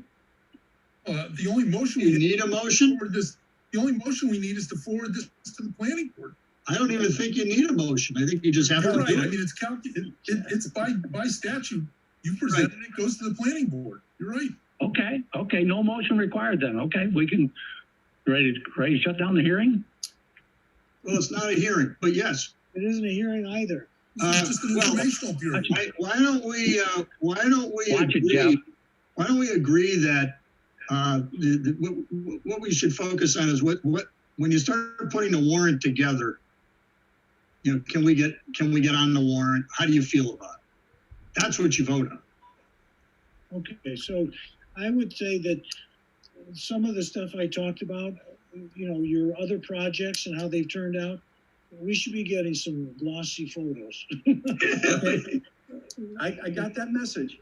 Okay. You will get them. It would be nice for all of you to just say, we agree to send this over to the planning board, and it's already public that you would like to see some of the projects that we have done. We will give them to you through Lynn, and then we would like for you to consider putting us on the warrant for the town meeting in May. Frank, we don't have to agree to send it to the planning board. It goes to the planning board. Right. Okay. Yeah, All right. so, the issue is, can we put it on the agenda ourselves for the town meeing? And without it, I just can't see how we can make a decision like that tonight, not knowing what's on the agenda. Well, that's okay. I mean, you don't have to tonight. No. When are you meeting? You meeting Wednesday? Thursday? Just teasing. We try to meet once a week, but we're going to have a couple of the next few weeks. We'll have another 3 meetings. I got the impression tonight that you're going to be together many times before the end of March. But Paul can tell us the warrant has to be closed. Paul Pasterzik, you know what date that is, right? Or Lynn? Yeah, I believe it's next week, but I mean, certainly we can put it on a draft and you folks will finalize it by the 15th of March. Whether you're going to include it or not to bring it forward is going to be up to you, but we can certainly bring it forward on a draft warrant. All right. 15th of March, okay. The 15th of March. And our next meeting is March 1st. So if we're going to have preliminary discussions on March 1st, which is what we like to do, then, I would suggest that, Jeff, you get us, some materials to review and determine, like, if you're a developer that we would agree working with, and move this forward to the warrant. If that makes sense to you, I'd appreciate that. We appreciate you coming tonight. Yeah. We're definitely putting some information together because we're going to have it ready for the planning board. So as soon as we have information, we'll get it over to Lynn. Great. Yeah. Yeah, Tom, I'd like to recommend we have the planning board chair attend our next meeting too, if that's okay. Okay, that sounds good. Deb, can you make a note of that so when we do our agenda next, for the next meeting, we'll put that on there. Did you hear that, Debbie? Yes, I did. Got it. Okay. When is your next meeting, Tom? March 1st. Yeah, the 1st. Oh, March 1st, yeah, okay. Okay. Well, it's exciting, and you know, this is a exciting project to be part of, and you know, of course, you know, there's no guarantees of how far it's like a good move for you to invest in our town. We think we have a great town, a great location for businesses, and you know, we're hoping this goes forward. So, All right, good. Thank you. Thanks for putting up with us tonight. okay. Okay. Yeah. All right, so we will move on to Finance Committee statement to the Select Board and the Town Manager on the upcoming collective bargaining. And this was a letter that was sent to us by the Finance Committee. And I don't know if Andrew Lamb is going to discuss this any further tonight. Lynn, did you know? I don't believe he's here with us, right? I don't see him in the attendee list. Yeah. Okay, so it's a great letter, and we've all seen it. Perhaps if I could share screen, we could put this letter up here. Does everyone see this letter? February 10th? This showed up? I guess so. Yes, we can see it. Okay, good. So they talk about, you know, the mill rate for the tax ceiling, and they look at the projections, 22 budget, no more than 7.5%, and we consider the most important non-budgetary matter we'll confront in 2021 is the upcoming fire department and school department employee contract negotiations will take place this summer. And basically, they're saying that out of the roughly $70 million budget, 40 million reflects employee salaries. And to a large degree, this year's contracts will dictate how much expenses will rise in the next 3 years, and will we rise. The faster we rise, the sooner we reach the tax ceiling. And they wanted us to be very clear that these cost of living things are something we need to consider.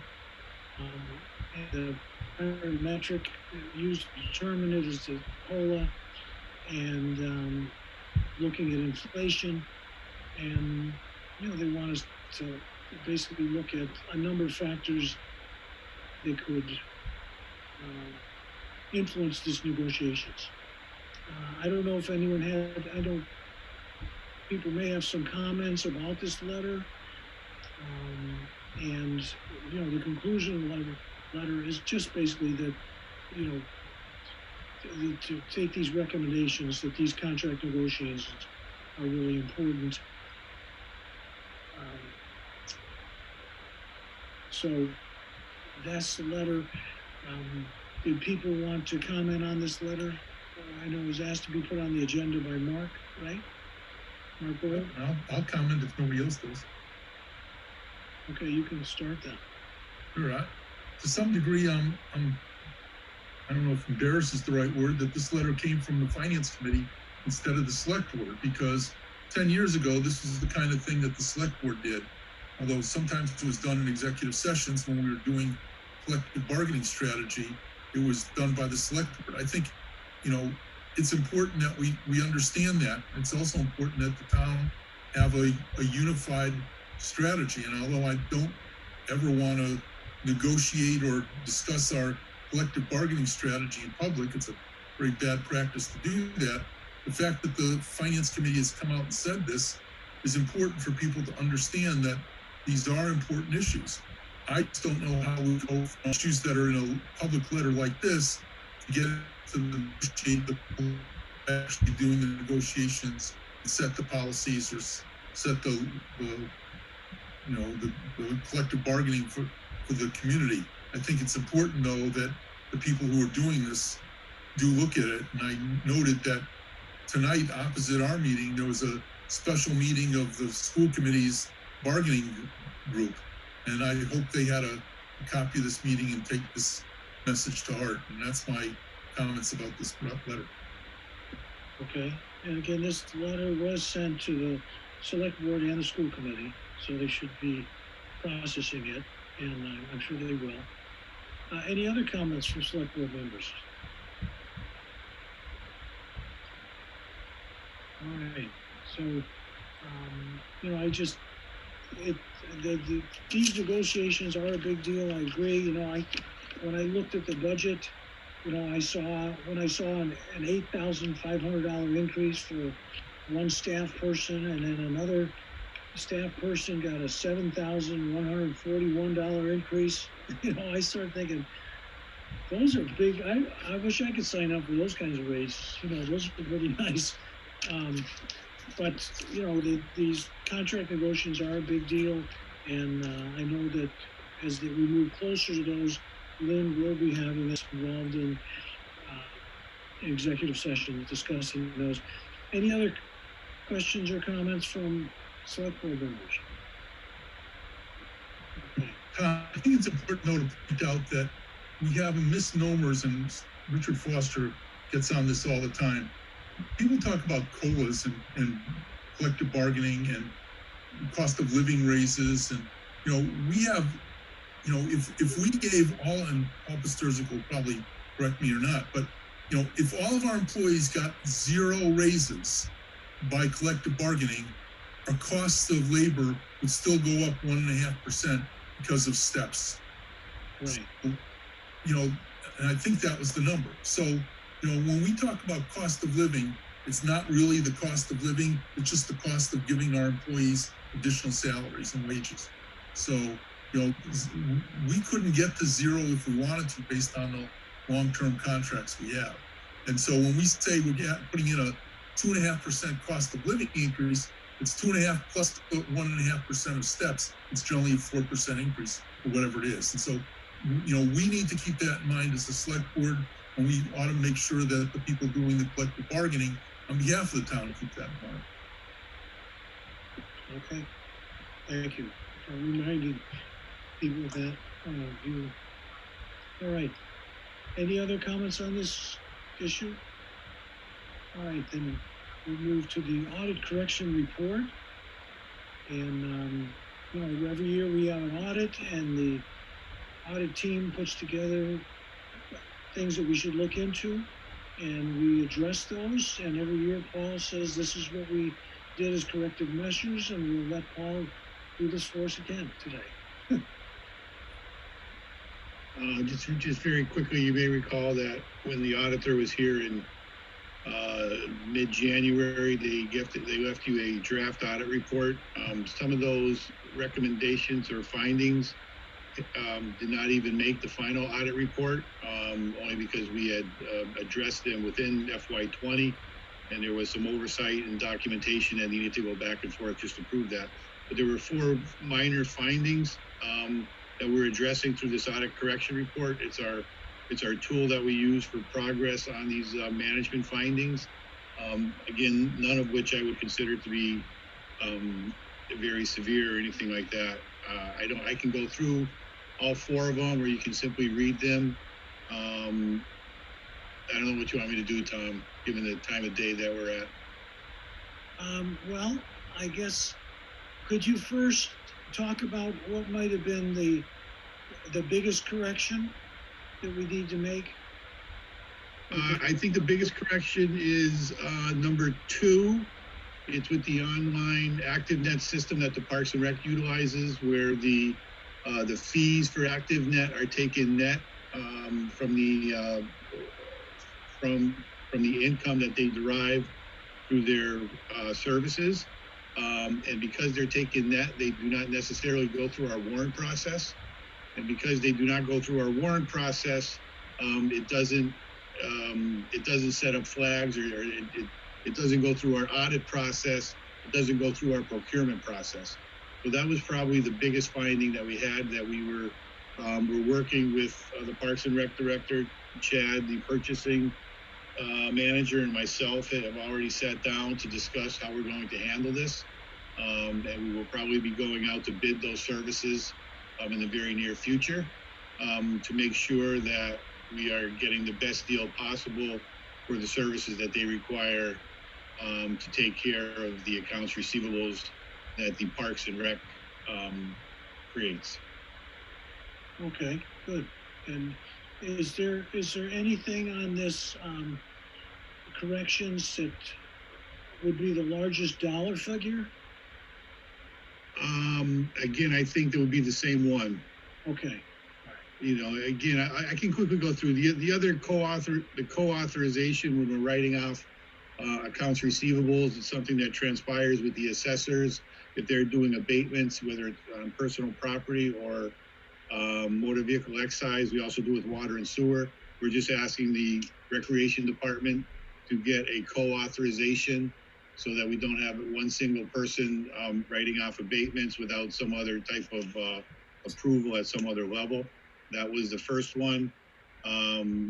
Getting into the third one, they just wanted us to look and make sure that those that are handling the most cash in town have the correct, we have our correct surety bonds in place. We've looked at that and we are good in that regard. And then the very last one is to notify banks and see if there are any quasi-governmental agencies who sometimes utilize our tax ID number without our authorization. So we'll be sending out letters to the banks asking them for all the bank account numbers that they have on file with our tax ID, and we'll be making a comparison to the bank account numbers that we actually have, and then eliminating those accounts that are not authorized. So those are all 4 findings in a nutshell. Okay, that's great. And the co-authorization one, I'm really glad to hear. I mean, we have talked about that before because it's nice to have more than one signature. And then, you know, of course, the town has trusted you for so many years, and you know, with you leaving, we might need 2 or 3 signatures actually. I just as long as somebody puts their eyes on them, you know, from an independent source, whether it's the town accountant who, you know, also signs off on some of these things too, or somebody like that within the accounting office. Again, we just need to make it part of the audit procedure also. Great. Any other questions from the board? I see Mark Gold's hand up. Yeah. And Paul, there was an old item there about teachers and fees, certain fees at the schools, and it still hasn't been addressed, and it's been hanging around for probably a couple of years now. Is there any hope of that being moved forward? This is the fees being collected by teachers without school committee procedures and documentation. Was that an old file that you're looking at? Does it say 2017 on it? It does, but it also says it still hasn't been addressed. Mark, I'm gonna have to say that those were probably rectified sometime within 17. I don't know how that file got attached to the one that's dated 2/16/21, but I could probably look at FY18's audit correction report and probably send it to you, and you would probably find that the correction was done sometime afterwards as a follow-up. All right, so it's only the only ones we should be looking at are the 4 items we talked about. Right, the 4 items with the 16 February 21 date on it. Yeah, I got 17 pages in this document I got. Yeah, I think if you look at the complete file, it's just that first tab that we're really talking about. Okay. On the spreadsheet. Thank you. All right, great. Any other questions? Any other questions, select board members? All right, well, Paul, thank you for your report. Glad we're making these corrections. And that seems to be it for the meeting. I would be open for a motion to adjourn. So moved. Okay, seconded? Second. Okay. Deb, will you take a roll call vote? Tom, Yes. Mark Strange, Yes. Steve, Yes. Mark Gold, Yes. Richard, Before I answer, who was the second on that motion? Steve Morantz. Okay, yes. That was a photo finish. That's where I was wondering who got in there. I know. The first one I heard. All right, good. So thank you for watching us. Our next select board meeting will be Monday, March 1st at 7 o'clock. Good evening.